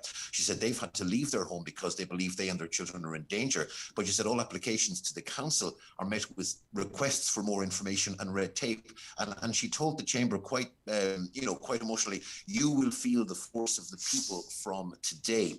Now, Ray Doherty, another homeowner, told the meeting that his house is dangerous. He's had an application with the council since 2020. And again, there seems to be no plan for the rehousing of those whose homes need to be vacated. He said, we shouldn't have to be here. You're the people we pay to represent us. It's time you started doing that. And then Lisa Hone read a letter into the record, which is also sending to all members, saying this is an exceptional crisis, which she said demands an exceptional response. Okay, Donald, listen, thank you very much for that, Donald, with coverage from that demonstration. And of course, if the meeting begins and continues, coverage from it as well. Back with you tomorrow morning at 9. Thanks to all the team for helping putting the show together. John Bresson's next around the Northwest. The 9 till noon show is brought to you by Letterkenny Credit Union, with monster loans available up to €60,000 for all occasions. Visit letterkennycu.ie. Celebrating the 25th anniversary of the first Joe Dolan Bundoran Music Festival, a spectacular Christmas party night at the Allingham Arms Hotel on Friday, December the 16th, with the sensational Joe Dolan Show, Remembering Joe, featuring 5 vocalists with the Dolan family and the original Joe Dolan Band, cabaret dinner and accommodation if required. Now booking at the Allingham Arms or online at showtours.ie. Revive the 90s in Bundoran on December the 16th at the Allingham. At